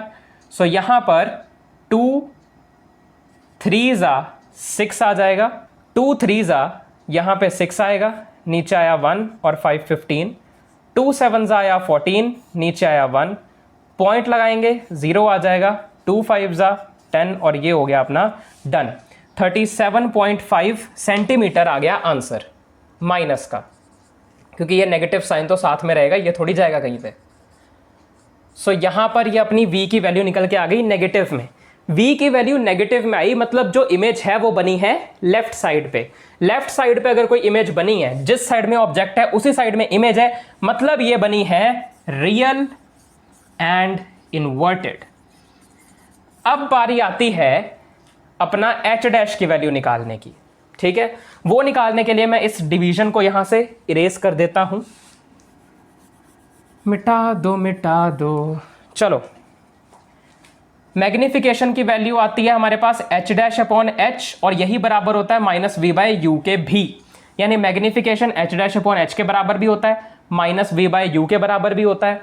मतलब मैं इन दोनों चीजों को भी तो आपस में बराबर कर सकता हूं ना, h dash upon h is equal to -v/u, तो इतना इक्वल कर देते हैं, इसको हटा देते हैं। सो h डैश की वैल्यू यहां से कितनी आ जाएगी, ये -v/u तो एज इट इज रहेगा, h जो इसके साथ में डिनोमिनेटर में था, डिवाइड हो रहा था, इज इक्वल टू के उस तरफ जाके v के साथ मल्टीप्लाई हो जाएगा, इज इक्वल टू के जब ये h उस तरफ जाएगा तो v के साथ मल्टीप्लाई हो जाएगा। बस अब कुछ नहीं करना, यहाँ पे -v मतलब v की वैल्यू यहाँ पे रखनी है, कितनी है ये निकाल ली ना हमने, -75/2। ये 75/2 बटे वाली ही रखा करो, सॉल्व करने के लिए आसानी रहती है। मल्टीप्लाई h, किधर है h, ये रहा 4 सेंटीमीटर, 4, और नीचे ये वाली वैल्यू u -25, नेगेटिव से नेगेटिव साइन कैंसिल, 2 2 ज़ा 4 और 25 3 ज़ा 75, 3 2 ज़ा आता है 6, और यहां पर नेगेटिव साइन कैंसिल हो गया, माइनस साइन ऑलरेडी था। ओके, ये वाला नेगेटिव साइन कैसे छोड़ दिया मैंने, देखो ना, ये नेगेटिव साइन तो एज इट इज रहना है ना, v की वैल्यू माइनस का 75/2, ये माइनस v के साथ में अलग है, ये फॉर्मूला का माइनस साइन है तो ये तो अलग से रहेगा। फिर h की वैल्यू ये वाली 4 पॉजिटिव में, नीचे ये वाला u माइनस का 25, फिर ये माइनस और ये माइनस आपस में कटा, पर ये वाला माइनस तो रहा ना फॉर्मूले वाला, वो थोड़ी कहीं जाएगा, तो ये माइनस आया, 3 2 ज़ा 6 आया सेंटीमीटर। अब तुम यहां जरा ध्यान से देखो, जो इमेज की हाइट आई है h डैश, वो माइनस का 6 सेंटीमीटर, यानी हाइट नीचे की तरफ आनी है 6 सेंटीमीटर, और जो ऑब्जेक्ट की हाइट थी वो थी 4 सेंटीमीटर ऊपर की तरफ। मतलब जो ऑब्जेक्ट की हाइट है दैट इज 4 सेंटीमीटर, जो इमेज की हाइट है दैट इज 6 सेंटीमीटर, तो इमेज उससे 2 सेंटीमीटर बड़ी है, तो इमेज जो है उसका साइज अगर कहा जाए तो वो एनलार्ज्ड होने वाला है, स्मॉलर या डिमिनिश्ड नहीं होने वाला है। सो इमेज क्या बनेगी, एनलार्ज्ड बनेगी देन ऑब्जेक्ट। क्लियर। सो यहां पे हमें क्या गिवन था, हाइट ऑफ ऑब्जेक्ट गिवन थी, ऑब्जेक्ट डिस्टेंस गिवन थी from the mirror, focal length given थी, v और h डैश निकालना था। v के लिए मैंने मिरर फॉर्मूला लगाया, वैल्यूज को पुट किया, सॉल्व करा, आंसर आया। उसके बाद h डैश की वैल्यू निकालने के लिए मैग्निफिकेशन, जो कि इन दोनों के बराबर था, मैंने इन दोनों को ये आपस में बराबर कर दिया, h डैश की वैल्यू को अलग ले लिया, h को उधर भेज दिया, वैल्यूज को पुट किया, सॉल्व किया, -6 सेंटीमीटर आया, जिससे ये पता चला कि जो इमेज की हाइट है वो ऑब्जेक्ट की हाइट से 2 सेंटीमीटर बड़ी है, एनलार्ज्ड है, तो मैंने वो लिखा। और क्योंकि जो इमेज है वो माइनस में है, इमेज की डिस्टेंस, मतलब वो लेफ्ट साइड पे बनी है, मतलब वो रियल एंड इन्वर्टेड होने वाली है। सो आई होप कि तुम लोगों को ये जो न्यूमेरिकल्स हैं वो अच्छे से समझ आए हों, इसे नोट करो, फिर मैं बढ़ता हूं आगे रिफ्रैक्शन के टॉपिक पर। चलो नोट करो। चलो अब हम बढ़ते हैं आगे और करते हैं रिफ्रैक्शन वाला पार्ट, ठीक है। तो चलो सबसे पहले है रिफ्रैक्शन ऑफ लाइट।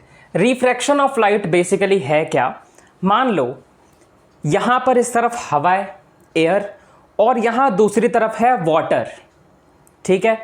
अब एयर से वाटर में जब लाइट जाएगी, ये लाइट एयर से जाते जाते वाटर में एंटर कर गई, तो वाटर में जाने के बाद लाइट की स्पीड चेंज होने की वजह से वो थोड़ी बेंड हो जाएगी। बेसिकली एक मीडियम से दूसरे मीडियम में जाने पर लाइट रे बेंड हो जाना, उसकी स्पीड में चेंज आने की वजह से उसे ही रिफ्रैक्शन कहते हैं। डेफिनेशन देख लो, it is the bending of light rays when it passes from one medium to another due to change in its speed. यानी कि इसमें बेंडिंग ऑफ लाइट के बारे में बताया है। बेंडिंग ऑफ लाइट रेज जब वो एक मीडियम से दूसरे मीडियम में जाती हैं due to change in its speed, उसकी स्पीड में चेंज होने की वजह से। ठीक, आगे अब हम रिफ्रैक्शन को रेक्टेंगुलर ग्लास स्लैब के एग्जाम्पल से और अच्छे से समझेंगे। ये हमारे पास एक रेक्टेंगुलर ग्लास स्लैब है, ठीक।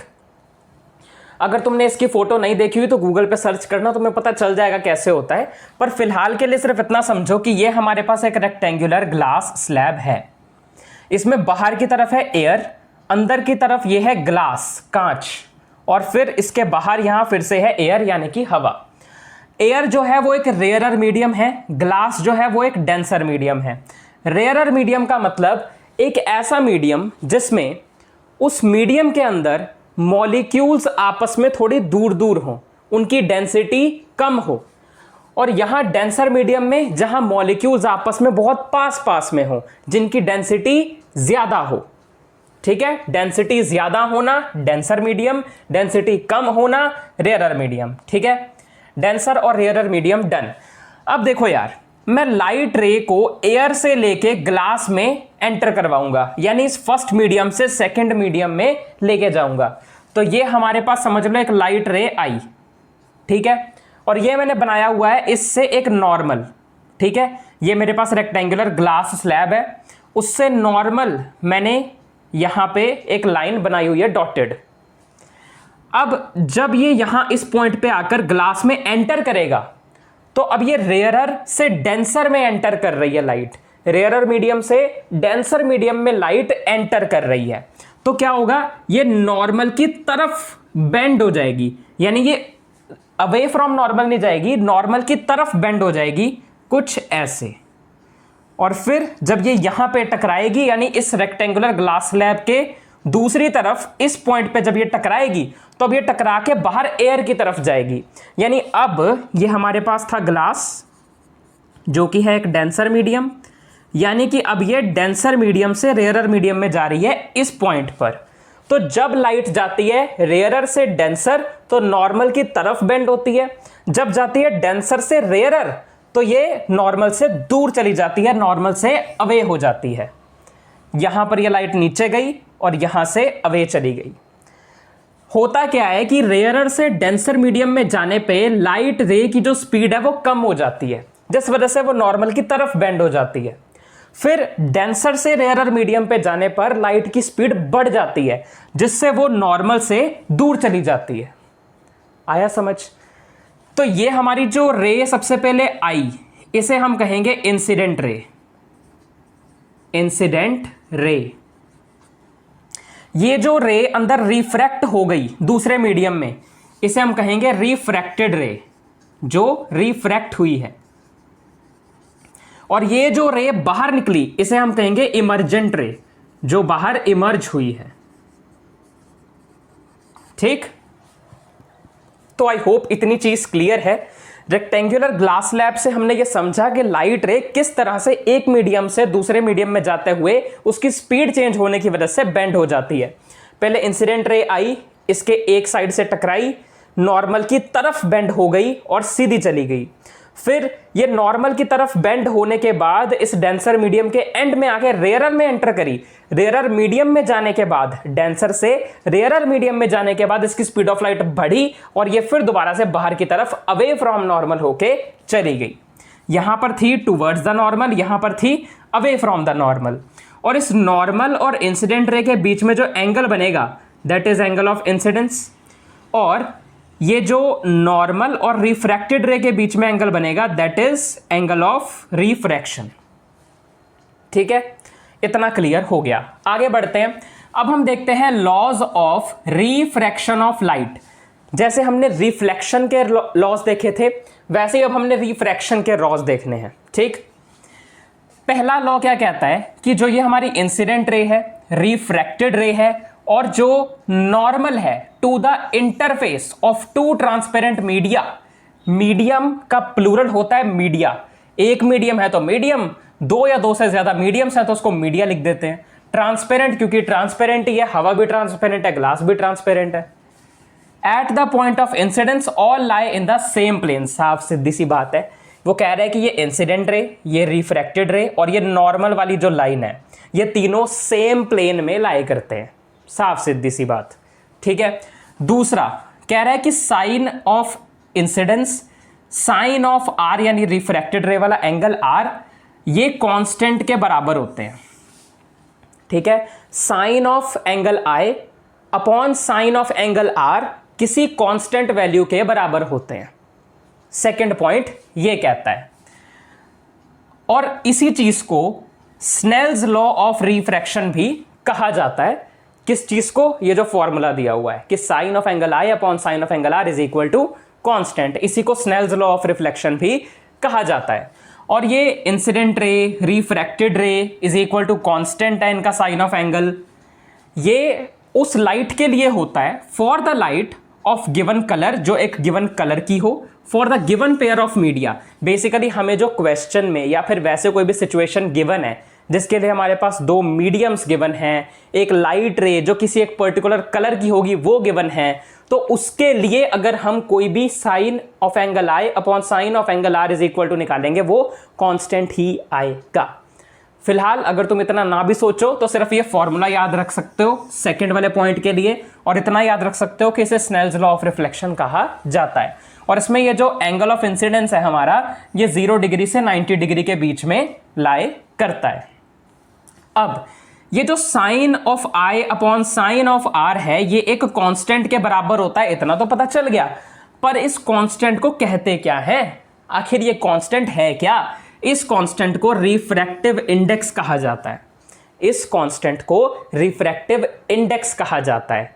किसका रिफ्रैक्टिव इंडेक्स? और रिफ्रैक्टिव इंडेक्स होता क्या है? देखो, रिफ्रैक्टिव इंडेक्स बेसिकली ना ये हमें बताता है, मेजर करता है या नापता है कि कोई लाइट किसी एक मीडियम से दूसरे मीडियम में जाने पर कितनी बेंड होगी। हमने ये तो जान लिया ना रिफ्रैक्शन में कि एक मीडियम से दूसरे मीडियम में लाइट जाने पर वो बेंड हो जाती है, पर कितनी बेंड होगी ये पता करेगा रिफ्रैक्टिव इंडेक्स। और ये जो कांस्टेंट वैल्यू है, इसी कांस्टेंट वैल्यू को ही रिफ्रैक्टिव इंडेक्स कहते हैं। और ये रिफ्रैक्टिव इंडेक्स किसका है? ये रिफ्रैक्टिव इंडेक्स है सेकंड मीडियम का with respect to the first medium.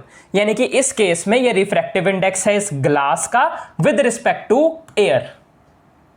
ठीक है, किसी एक मीडियम का refractive index with respect to the other medium, ये हमारा रिफ्रैक्टिव इंडेक्स होता है। इस केस में refractive index of the second medium with respect to first. ठीक है, तो यहां रिफ्रैक्टिव इंडेक्स के बारे में उसकी डेफिनेशन भी दे रखी है, अगर तुमसे एग्जाम में पूछी जाए तो तुम लिख सकते हो। It is the measure of how much light bends when it enters a medium from another. यानी कि ये वो मेजर करता है कि कोई भी एक लाइट कितनी बेंड हो रही है किसी एक मीडियम से दूसरे मीडियम में जाने पर। ठीक अब देखो यार, एक लाइट की जो स्पीड होती है ना, एयर एंड वैक्यूम में हम ये मान के चलते हैं, अज्यूम करके चलते हैं कि सेम होती है, क्योंकि ना वैसे एयर एक अलग मीडियम है, वैक्यूम एक अलग मीडियम है, पर दोनों में जो स्पीड ऑफ लाइट है ना, उसमें बिल्कुल ना के बराबर अंतर होता है या डिफरेंस होता है। इसीलिए हम ऐसा मान के चलते हैं कि एयर में एंड वैक्यूम में, इन दोनों में जो स्पीड ऑफ लाइट है वो सेम है। ठीक है, और कितनी है? वो होती है 3 × 10⁸ मीटर पर सेकेंड। थोड़ा सा ये याद रख लेना कि लाइट की जो स्पीड है एयर और वैक्यूम दोनों में हम मान के चलते हैं कि वो सेम है, और होती कितनी है? 3 × 10⁸ मीटर पर सेकेंड। ओके, अब आगे रिफ्रैक्टिव इंडेक्स से जुड़े तुम्हें कुछ फॉर्मूलाज देके रखे हुए हैं। यहां पर N21 का मतलब है refractive index of medium 2 with respect to 1। Refractive index of medium 2 with respect to 1, और इसको निकालने का फॉर्मूला है V1/V2। V1 क्या है? Speed of light in medium 1। V2 क्या है? Speed of light in medium 2। यानी कि मीडियम 2 के अंदर लाइट की स्पीड कितनी है वो V2 से दिखाते हैं, मीडियम 1 के अंदर स्पीड ऑफ लाइट कितनी है वो V1 से दिखाते हैं, और इसका रिफ्रैक्टिव इंडेक्स होता है N21, यानी कि refractive index of medium 2 with respect to 1, जिसका फॉर्मूला V1/V2। और वहीं अगर इसका उल्टा कर दिया तो, यानी refractive index of medium 1 with respect to 2 N12 किया, तो उसका फॉर्मूला V2/V1 होता है, यानी speed of light in medium 2 upon speed of light in medium 1। तो ये दो फॉर्मूलाज रिफ्रैक्टिव इंडेक्स के लिए याद रखना। ये अकॉर्डिंग टू द क्वेश्चन होता है कि तुमसे क्वेश्चन कैसा पूछा गया, उस हिसाब से तुम्हें फॉर्मूलाज लगाने होते हैं। ठीक, अब अगर तो तुम्हारे पास जो दो मीडियम गिवन है उनमें से कोई एक मीडियम एयर है या वैक्यूम है, तो तुम उसमें एब्सोल्यूट रिफ्रैक्टिव इंडेक्स का फॉर्मूला लगाओगे, है ना। अगर तुम्हारे पास दो मीडियम हैं और उनमें से कोई एक मीडियम एयर या वैक्यूम है, तो तुम ये वाला फॉर्मूला लगाओगे, क्योंकि उसमें तुम्हें सिर्फ एक जो एयर के अलावा कोई और मीडियम दे रखा होगा उसकी स्पीड v से बतानी है, और जो एयर या वैक्यूम की स्पीड है उसे तुम्हें c से बताना है, क्योंकि वो तो तुम्हें ऑलरेडी पता ही है ना, c कितना है? 3 × 10⁸ मीटर पर सेकेंड, और ये n है हमारा वही एब्सोल्यूट रिफ्रैक्टिव इंडेक्स या रिफ्रैक्टिव इंडेक्स। सो n = c/v। जब कोई एक मीडियम एयर या वैक्यूम हो तब ये फॉर्मूला लगा सकते हो। जब दोनों मीडियम में से कोई भी एयर या वैक्यूम नहीं है तो इनका यूज करना होता है। ठीक है, एयर या वैक्यूम में स्पीड ऑफ लाइट कितनी है? 3 × 10⁸ मीटर पर सेकेंड। सो आई होप कि इतनी चीजें तुम्हें क्लियर हो गई हो। रिवाइज कर लेते हैं एक बार।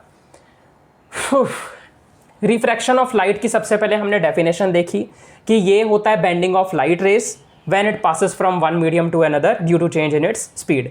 रेक्टेंगुलर ग्लास स्लैब के जरिए हमने देखा कि जब भी रेयरर से डेंसर में लाइट एंटर करती है तो टुवर्ड्स द नॉर्मल आती है, डेंसर से रेयरर में जाने पे अवे फ्रॉम नॉर्मल जाती है। और एक और बात कि ये वाली जो लाइन है इंसिडेंट वाली, अगर मैं इसे बनाऊं ऐसे, और ये वाली जो लाइन है इमर्जेंट रे, अगर मैं इसे अलग से बनाऊं ऐसे, तो तुम देखो ये दोनों आपस में पैरेलल आती हैं। इस पर भी कभी कभार क्वेश्चन आ जाता है, तो इस चीज़ का भी ध्यान रखना कि ये इंसिडेंट रे और ये निकलती हुई इमर्जेंट रे ये आपस में पैरेलल होती हैं।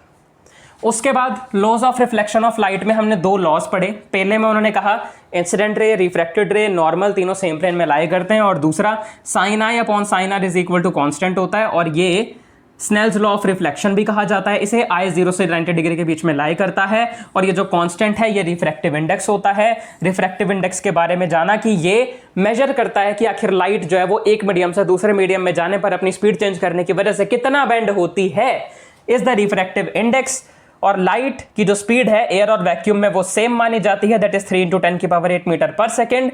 उन दोनों को निकालने का formula, refractive index of medium 2 with respect to 1 के लिए v1/v2 and n12 is equal to v2/v1।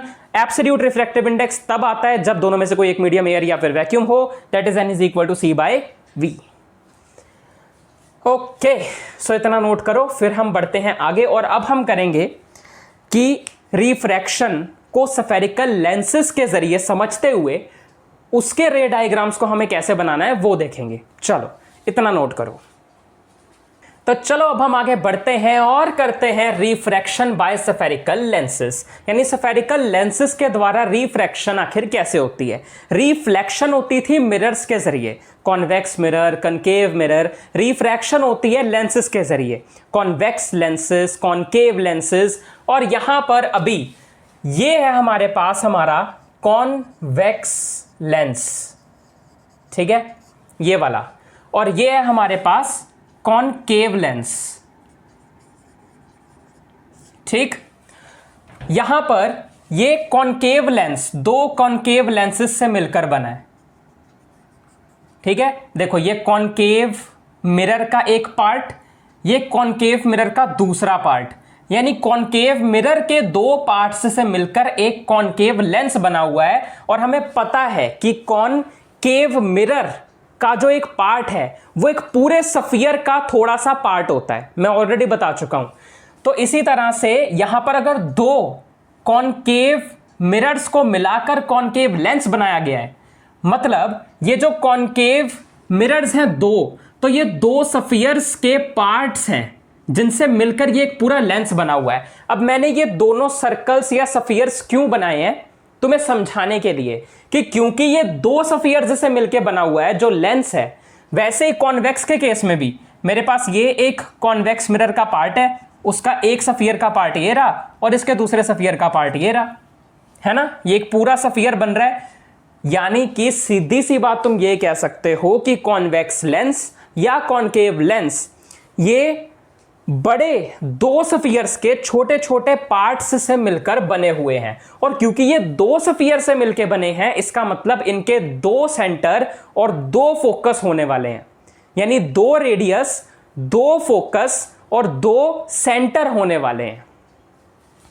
तो अगर अब मैं इसे इरेज कर दूं और तुम्हें सिर्फ लेंसेज ही दिखाऊं, क्योंकि ये तो मैंने तुम्हें समझाने के लिए बताया ताकि मैं तुम्हें बता पाऊं कि इसमें अगर दो सेंटर या दो फोकस हैं तो वो क्यों है, ठीक।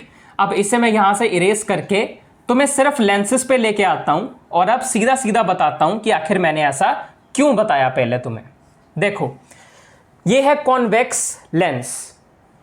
अब यहां पर बीच में होता है इसका ऑप्टिकल सेंटर जिसको ओ कहा जाता है। कॉन्वेक्स मिरर में जैसे हमारे पास पोल था, उसके अपर्चर के सेंटर में यहां पर बीच में ओ होता है, यानी ऑप्टिकल सेंटर। और इसके एक तरफ इसकी फोकल लेंथ आएगी f1, और फोकल लेंथ के पीछे जो सेंटर होता है उसको तुम c1 भी लिख सकते हो या फिर 2f1 भी लिख सकते हो। ज्यादातर वैसे 2f1 चलता है, तो 2f1 लिखना प्रेफर करना। दूसरी तरफ हमारे पास दूसरा फोकस आएगा f2। दो क्यों आएंगे, मैंने पहले बताया ना, ये दो सफियर्स के पार्ट्स से मिलकर बना है। दो सफियर मतलब दो फोकस और दो सेंटर। इस तरफ F2 और इस तरफ के सेंटर को C2 या फिर 2F2 कह सकते हो। ये जो कॉन्वेक्स लेंस है इसको कन्वर्जिंग लेंस भी कहा जाता है, क्योंकि ये लाइट रेस को कन्वर्ज करता है, आपस में जोड़ देता है। जैसे अगर यहां से एक लाइट रे आई सीधी, यहां से एक लाइट रे आई सीधी, तो ये इस फोकस से पास कर जाएगी, ये भी इस फोकस से पास कर जाएगी। तो बेसिकली ये लाइट रेस को एक पॉइंट पे कन्वर्ज कर दे रहा है, इसीलिए इसे कन्वर्जिंग लेंस कहते हैं। उसी तरह से जो कनकेव लेंस है अपना, उसमें भी बीच में ऑप्टिकल सेंटर, ये प्रिंसिपल एक्सिस, ये आएगा अपना F1, इधर आएगा अपना 2F1, इधर आएगा अपना F2, इधर आएगा अपना 2F2। और ऐसे ही मैंने यहां पर सबसे पहले सीधी एक रे निकाली, एक सीधी रे निकाली। अब यहां पर यह समझना जरूरी है कि जो कनकेव लेंस है वो लाइट रेस को कन्वर्ज नहीं करता, ये इसे डाइवर्ज कर देता है, इसीलिए इसे डाइवर्जिंग लेंस भी कहा जाता है। डाइवर्जिंग लेंस ये इन्हें डाइवर्ज करता है, यानी अपने से दूर भगा देता है, यानी ये इसको भगा देगा दूर, इसको भी भगा देगा दूर। तो सर इमेज कहां बनेगी अगर ये लाइट रेस को दूर भगा देगा? तो इमेज बनेगी अपीयर होते हुए। जैसे मिरर्स के केस में कॉन्वेक्स मिरर इमेजेस को अपीयर करके बनाता था, अपीयर टू मीट रेज के लिए। यहां कॉनकेव लेंस वो काम करता है, यानी यहां पर ऐसा अपीयर होता है कि जो रेज हैं वो इस फोकस से निकल रही हैं, यानी कि ये डाइवर्ज हुई रेस को नीचे पीछे की तरफ सबटेंड कर देंगे, एक्सटेंड कर देंगे, और वो इस फोकस पे आके मिल जाएगी। तो ये है कॉनकेव लेंस, ठीक है, जिसको डाइवर्जिंग लेंस भी कहते हैं, क्योंकि इसमें रेज रिफ्रैक्ट होने के बाद डाइवर्ज हो जाती हैं और पीछे ऐसा अपीयर होता है कि ये यहां से निकल रही है। उसी तरह से कॉन्वेक्स लेंस को कन्वर्जिंग लेंस कहा जाता है, क्योंकि यहां पर जो रेज है वो रिफ्रैक्ट होके एक पॉइंट पे कन्वर्ज करती हैं, जो कि होता है फोकस F2। आया समझ? तो अब इसके रूल्स क्या है रे डायग्राम बनाने के? सबसे पहले तो अगर कोई भी लाइट रे प्रिंसिपल एक्सिस के पैरेलल होगी तो वो फोकस से पास करेगी रिफ्रैक्ट होने के बाद। अगर कॉन्वेक्स लेंस है तो वो F2 वाले फोकस से पास करेगी, कॉनकेव लेंस है तो डाइवर्ज होने के बाद ऐसा अपीयर होगा कि वो F1 से पास हो रही है। वहीं अगर ये फोकस से पास करेगी तो प्रिंसिपल एक्सिस के पैरेलल, ऐसा अगर अपीयर होगा कि ये इस F2 वाले फोकस से पास कर रही है तो प्रिंसिपल एक्सिस के पैरेलल। और अगर ऑप्टिकल सेंटर से कोई रे पास करी तो सीधा सीधा ऑप्टिकल सेंटर में से निकल के वैसे के वैसे ही चली जाएगी, कोई चेंज नहीं होगा डायरेक्शन में। ऑप्टिकल सेंटर से जैसे गई वैसे ही रिफ्रैक्ट होके उसी डायरेक्शन में चली जाएगी। ये भी चली गई, सीधा चली गई, ठीक है। सो ये भी रूल हो गया, ये भी हो गया और ये भी हो गया। अब इन रूल्स की मदद से हम रे डायग्राम्स बनाने शुरू करते हैं। सबसे पहले कॉन्वेक्स लेंस के रे डायग्राम देखते हैं। अब यहां पर मैं तुम्हें एक छोटा सा होमवर्क देना चाहूंगा कि ये जो तुम्हारे पास डायग्राम्स दिए हैं, तुम्हें याद होगा हमने रिफ्लेक्शन के लिए मिरर्स के टाइम पर एक टेबल बनाया था कि ऑब्जेक्ट की पोजीशन कहां पर है, इमेज की पोजीशन कहां पर है, उसका नेचर क्या है, याद है बनाया था। वो तुम्हें इसके लिए बनाना है, टेबल तुम्हें बनाना है, डायग्राम्स मैं करवाऊंगा, ठीक। चलो, कॉन्वेक्स लेंस के लिए सबसे पहले हमने ना ऑब्जेक्ट रखा है पहले केस में इन्फिनिटी पर, दिख नहीं रहा, तो इन्फिनिटी से रे आ रही है, ये आई पहली रे प्रिंसिपल एक्सिस के पैरेलल, पास कर गई फोकस से। ये आई समझ लो दूसरी रे प्रिंसिपल एक्सिस के पैरेलल और ये भी पास कर गई फोकस से। तो यहां पर बना ऑब्जेक्ट जहां पर ये रेज आपस में इंटरसेक्ट कर रही हैं, एक दूसरे को कट कर रही हैं। तो ये ऑब्जेक्ट इमेज बनी, सॉरी इमेज बनी हमारी point sized highly diminished image बनी है, और ये रियल एंड इन्वर्टेड इमेज है। क्यों सर, ये तो बिहाइंड द मिरर नहीं है। अरे ये बिहाइंड द मिरर कैसे हो सकती है यार, ये लेंस है। यहां पर अगर कोई भी इमेज ऐसा अपीयर होते हुए मिल रही हो तब वो वर्चुअल एंड डायरेक्ट होती है, पर अगर वो एक्चुअल में रेज कन्वर्ज कर रही हैं बिना ऐसा सोचे कि बस वो डॉटेड लाइन से एक्सटेंड करके अपीयर हो रही है, तो वो रियल एंड इन्वर्टेड ही है। यानी यहां पर इस केस में जहां पे रेज एक्चुअल में मीट कर रही हैं इस फोकस पे, तो ये रियल एंड इन्वर्टेड है। अगला, जब ऑब्जेक्ट को अब हमने 2F1 के पीछे रखा, इंफिनिटी पे नहीं है, सिर्फ 2F1 के जस्ट पीछे है, तो एक रे गई प्रिंसिपल एक्सिस से सीधा फोकस से पास कर गई F2 से, एक ऑप्टिकल सेंटर से पास करी, एज इट इज निकल गई। यहां पर दोनों इंटरसेक्ट करी, ये ऑब्जेक्ट बन गया, इमेज बन गई। मेरे मुंह से ऑब्जेक्ट ही निकलता है हमेशा। ये इमेज बन गई और ये इमेज इस ऑब्जेक्ट से छोटी होने वाली है। चलो आगे, अब जो ऑब्जेक्ट है वो 2f1 पोजीशन पे रख दिया। वही है, पहले यहां से प्रिंसिपल एक्सिस से सीधा f2 से पास किया, ऑप्टिकल सेंटर से पास किया, यहां पर कन्वर्ज किया, ये बन गई हमारी इमेज।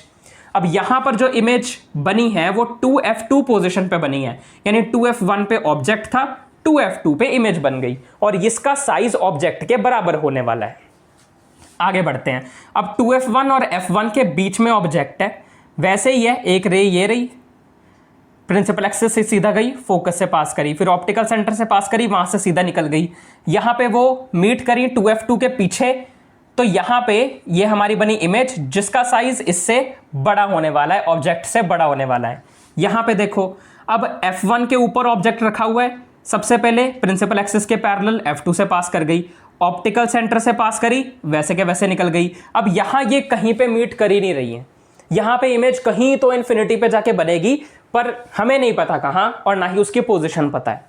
तो साफ सीधी सी बात है कि इमेज कहीं तो बहुत दूर जाके बनेगी जो हमें नहीं पता, पर उसका जो नेचर है उसे हम रियल एंड इन्वर्टेड कह सकते हैं, क्योंकि अगर आगे जाके कहीं पर भी इमेज बनी तो वो रियल एंड इन्वर्टेड ही होने वाली है। यहां पर वो पीछे डाइवर्ज कह रहा हूं, पीछे अपीयर होके मिलते हुए नहीं लग रही है। ठीक है, आगे बढ़ते हैं। अब ये है हमारे पास जब ऑब्जेक्ट जो है वो ऑप्टिकल सेंटर और f1 के बीच में रखा हुआ है, सीधी रे गई, f2 से पास करी, ऑप्टिकल सेंटर से पास करी, यहां पर अब हमने इसे पीछे की तरफ डाइवर्ज कर दिया, डाइवर्ज कह रहा हूं, एक्सटेंड कर दिया, मेरे मुंह से डाइवर्ज निकले जा रहा है। दरअसल डाइवर्जेंट लेंस जो है हमारा, कॉनकेव लेंस, उसमें ऐसे अपीयर होके ही बननी है ना, तो मेरे दिमाग में वो चल रहा है। अब यहां ऑप्टिकल सेंटर से पास करी, हमने पीछे एक्सटेंड करी, एक्सटेंड करने के बाद जिस पॉइंट पर ये मिली वहां पर हमारा इमेज बन गई। इमेज जो बनी है वो ऑब्जेक्ट से बड़ी बनी है, हाईली एनलार्ज्ड बनी है, और साथ ही साथ क्योंकि ये एक्सटेंड होके बनी है, ऐसा अपीयर हो रहा है कि वहां पे इमेज बन रही है, तो इसलिए ये वर्चुअल एंड इरेक्ट होने वाली है, 2f1 के पीछे बनने वाली है। अब आते हैं कॉनकेव लेंस के रे डायग्राम्स पर। यहां पर सबसे पहले तो ऑब्जेक्ट बिल्कुल इन्फिनिटी पे रखा हुआ है, वहां से रेज निकली, डाइवर्ज हुई, appear to meet at f1, तो यहां पर ये पॉइंट साइज्ड इमेज बनी, highly diminished, virtual and erect, क्योंकि अपीयर होकर बनी है, एक्सटेंड करके डॉटेड लाइन से बनी है। दूसरी बार इसके दो ही केसेस बनने हैं, ऑब्जेक्ट इस बार इन्फिनिटी और ऑप्टिकल सेंटर के बीच तुम कहीं पे भी रख सकते हो, कोई दिक्कत नहीं है। तो सबसे पहले तो पैरेलल निकाली, डाइवर्ज हुई, इस f1 वाले फोकस से अपीयर हो रही है कि यहां से वो पास कर रही है, फिर ऑप्टिकल सेंटर से पास करवाई, सीधी सीधी निकल गई। तो मैंने रूल बताया था ना, ऑप्टिकल सेंटर से कॉनकेव लेंस से भी जैसे पास करेगी वैसे ही रिफ्रैक्ट हो जाएगी, तो ये हो गई। होने के बाद ये वाली रे और ये डॉटेड वाली एक्सटेंडेड रे यहां पे मीट कर रही है, तो यहां पर बन गया अपना ऑब्जेक्ट जिसका साइज एक्चुअल में छोटा है, और क्योंकि ये इस एक्सटेंडेड रे की मदद से बना है तो वर्चुअल एंड डायरेक्ट इसको कहा जा सकता है। तो यहां पर आई होप इसके रे डायग्राम्स तुम्हें क्लियर हो गए हों, एक बार खुद भी बना के देख लेना तो ज़्यादा अच्छे से समझ आएगा। इनको मैंने थोड़ा सा ज़्यादा तेज़ी में करवाया क्योंकि इसमें इतना टाइम देना वर्थ इट नहीं है, क्योंकि मैं ऑलरेडी मिरर्स करवा चुका हूँ अच्छे से, उसके रे डायग्राम्स करवा चुका हूँ अच्छे से, तो ये उसी की तरह है। तो मैं अगर इसमें बहुत ज़्यादा टाइम लगाऊंगा तो तुम्हारा भी उसमें टाइम वेस्ट होगा। उसके बाद साइन कन्वेंशंस की बात करते हैं। देखो साइन कन्वेंशंस ना इसके बिल्कुल सेम टू सेम वैसे ही करने हैं जैसे हमने मिरर्स के लिए करे थे, कि अगर ऑप्टिकल सेंटर से राइट साइड पर ऑब्जेक्ट डिस्टेंस इमेज डिस्टेंस है तो that is negative, left side पे अगर इमेज डिस्टेंस है, लेफ्ट साइड पे है तो नेगेटिव, राइट साइड पे है तो पॉजिटिव। लेफ्ट साइड पे अगर कोई भी इमेज बनी है तो उसका v नेगेटिव होगा, राइट साइड पे बनी है तो पॉजिटिव होगा, और ऑब्जेक्ट तो ऑलवेज नेगेटिव क्योंकि वो तो लेफ्ट पे ही रहता है। ऑब्जेक्ट की हाइट ऑलवेज पॉजिटिव, पर इमेज अगर बनी है ऊपर की तरफ तो पॉजिटिव है उसकी हाइट, नीचे की तरफ तो उसकी हाइट नेगेटिव है। सीधी सी बात है, ऑप्टिकल सेंटर के इधर जो है वो पॉजिटिव डिस्टेंस इस तरफ है, इस तरफ नेगेटिव, इस तरफ पॉजिटिव, ऊपर की तरफ पॉजिटिव, नीचे की तरफ नेगेटिव, जैसे एक्स एक्सिस वाई एक्सिस में होता है ना। साइन कन्वेंशंस बिल्कुल सेम है, कोई डिफरेंस नहीं है। जैसे कि अगर तुम्हें मैं इसके अकॉर्डिंगली बताऊं, समझ लो ये हमारे पास में लेंस है, ये उसका ऑप्टिकल सेंटर है, तो समझ लो ऑब्जेक्ट ये बना हुआ है, तो यहाँ ऑब्जेक्ट की जो डिस्टेंस होने वाली है दैट इज यू, ये यहाँ पर नेगेटिव होगी, ऑब्वियस सी बात है। और इमेज अगर बनी इसी तरफ ऐसे, तो ये इमेज की जो डिस्टेंस है ऑप्टिकल सेंटर से v, ये यहाँ पे नेगेटिव होगी। अगर इमेज बनी यहाँ पर इस तरफ, तो यहाँ इमेज की जो डिस्टेंस है v optical centre say that will B negative, negative नहीं सॉरी पॉजिटिव, क्या बोल रहे हो सर, राइट साइड पे पॉजिटिव। और वहीं हाइट जो है वो ऑब्जेक्ट की, क्योंकि ऊपर की तरफ खड़ा है तो यहाँ पे पॉजिटिव, और यहाँ पर इमेज की हाइट नेगेटिव। आई होप इतना तो क्लियर है। देखो साइन कन्वेंशन समझने में ज़्यादा दिक्कत नहीं होनी चाहिए। ऑप्टिकल सेंटर और इस तरफ एक्स एक्सिस, इस तरफ वाई एक्सिस, इस तरफ जो हमारी लेफ्ट हैंड साइड है सारी चीज़ें नेगेटिव, राइट हैंड साइड सारी चीज़ें पॉजिटिव, ऊपर की तरफ हाइट पॉजिटिव, नीचे की तरफ हाइट नेगेटिव। ठीक, चलो अब इसमें लेंस फॉर्मूला और मैग्निफिकेशन रिफ्रैक्शन के लिए तो मैं वो बताता हूं मैं। ठीक है, फिलहाल इतना नोट करना चाहो तो कर लो, मैं साइड हो जाता हूं। मैं गिनता हूं 5 4 3 2 1, वीडियो पॉज करो, नोट करो, हो गया। चलो इसको मैं इरेज कर देता हूं यहां से। इसको इरेज करके मैं तुम्हें सीधा बताऊंगा लेंस फॉर्मूला और मैग्निफिकेशन का formula. After that power of lens का एक लास्ट टॉपिक है, जिसके बाद सब कुछ डन हो जाएगा। तो यहां पर सबसे पहले समझते हैं लेंस फॉर्मूला। लेंस फॉर्मूला क्या है? 1 अपॉन इमेज की distance from optical centre minus 1 upon object की distance from optical centre is equal to 1 upon जो फोकल लेंथ है। इसके साइन तो मैं प्लस माइनस कब और कैसे लेने हैं वो साइन कन्वेंशन से ऑलरेडी मैं बता चुका हूं। दूसरी आती है मैग्निफिकेशन का फॉर्मूला।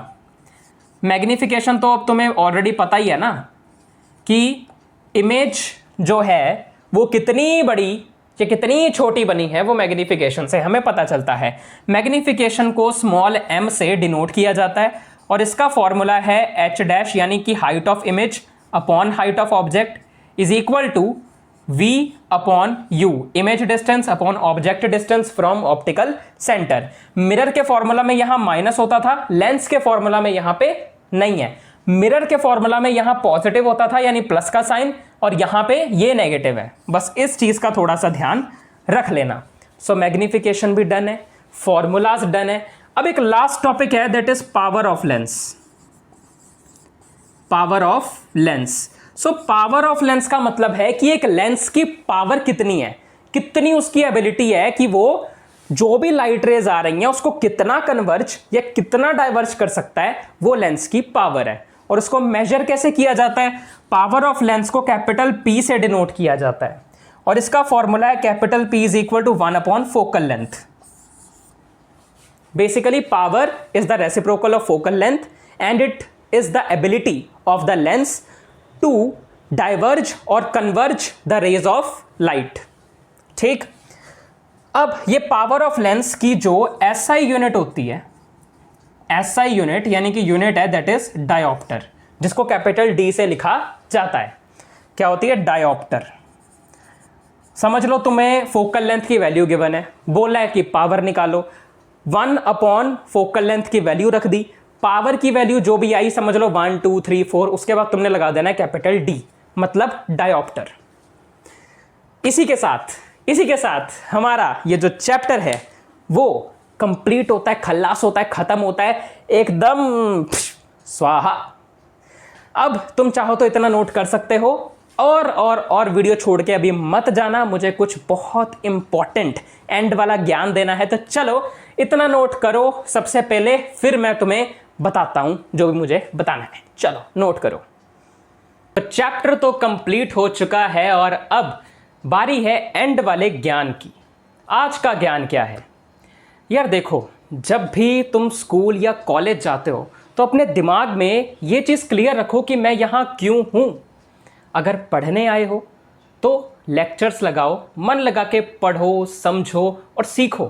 क्लासरूम सिर्फ सिलेबस के लिए नहीं होता, वहाँ तुम बैठो, स्टूडेंट्स टीचर्स के साथ अपनी एक अच्छी बॉन्डिंग बनाओ, बातें वगैरह करो, साथ साथ पढ़ाई करो, और हाँ, खुद को और अपने पेरेंट्स की एक्सपेक्टेशंस को धोखा मत देना, जो ये सोच के बैठे हैं घर पे कि शायद मेरा बच्चा, मेरा बेटा या मेरी बेटी कॉलेज या स्कूल जाके पढ़ रहा होगा।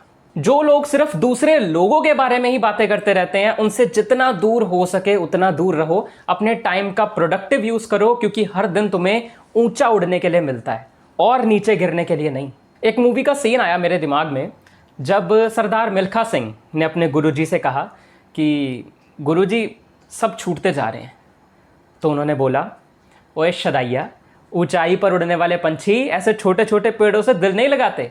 अभी तो तुझे बहुत ऊंचा उड़ना है, बहुत ऊंचा उड़ना है।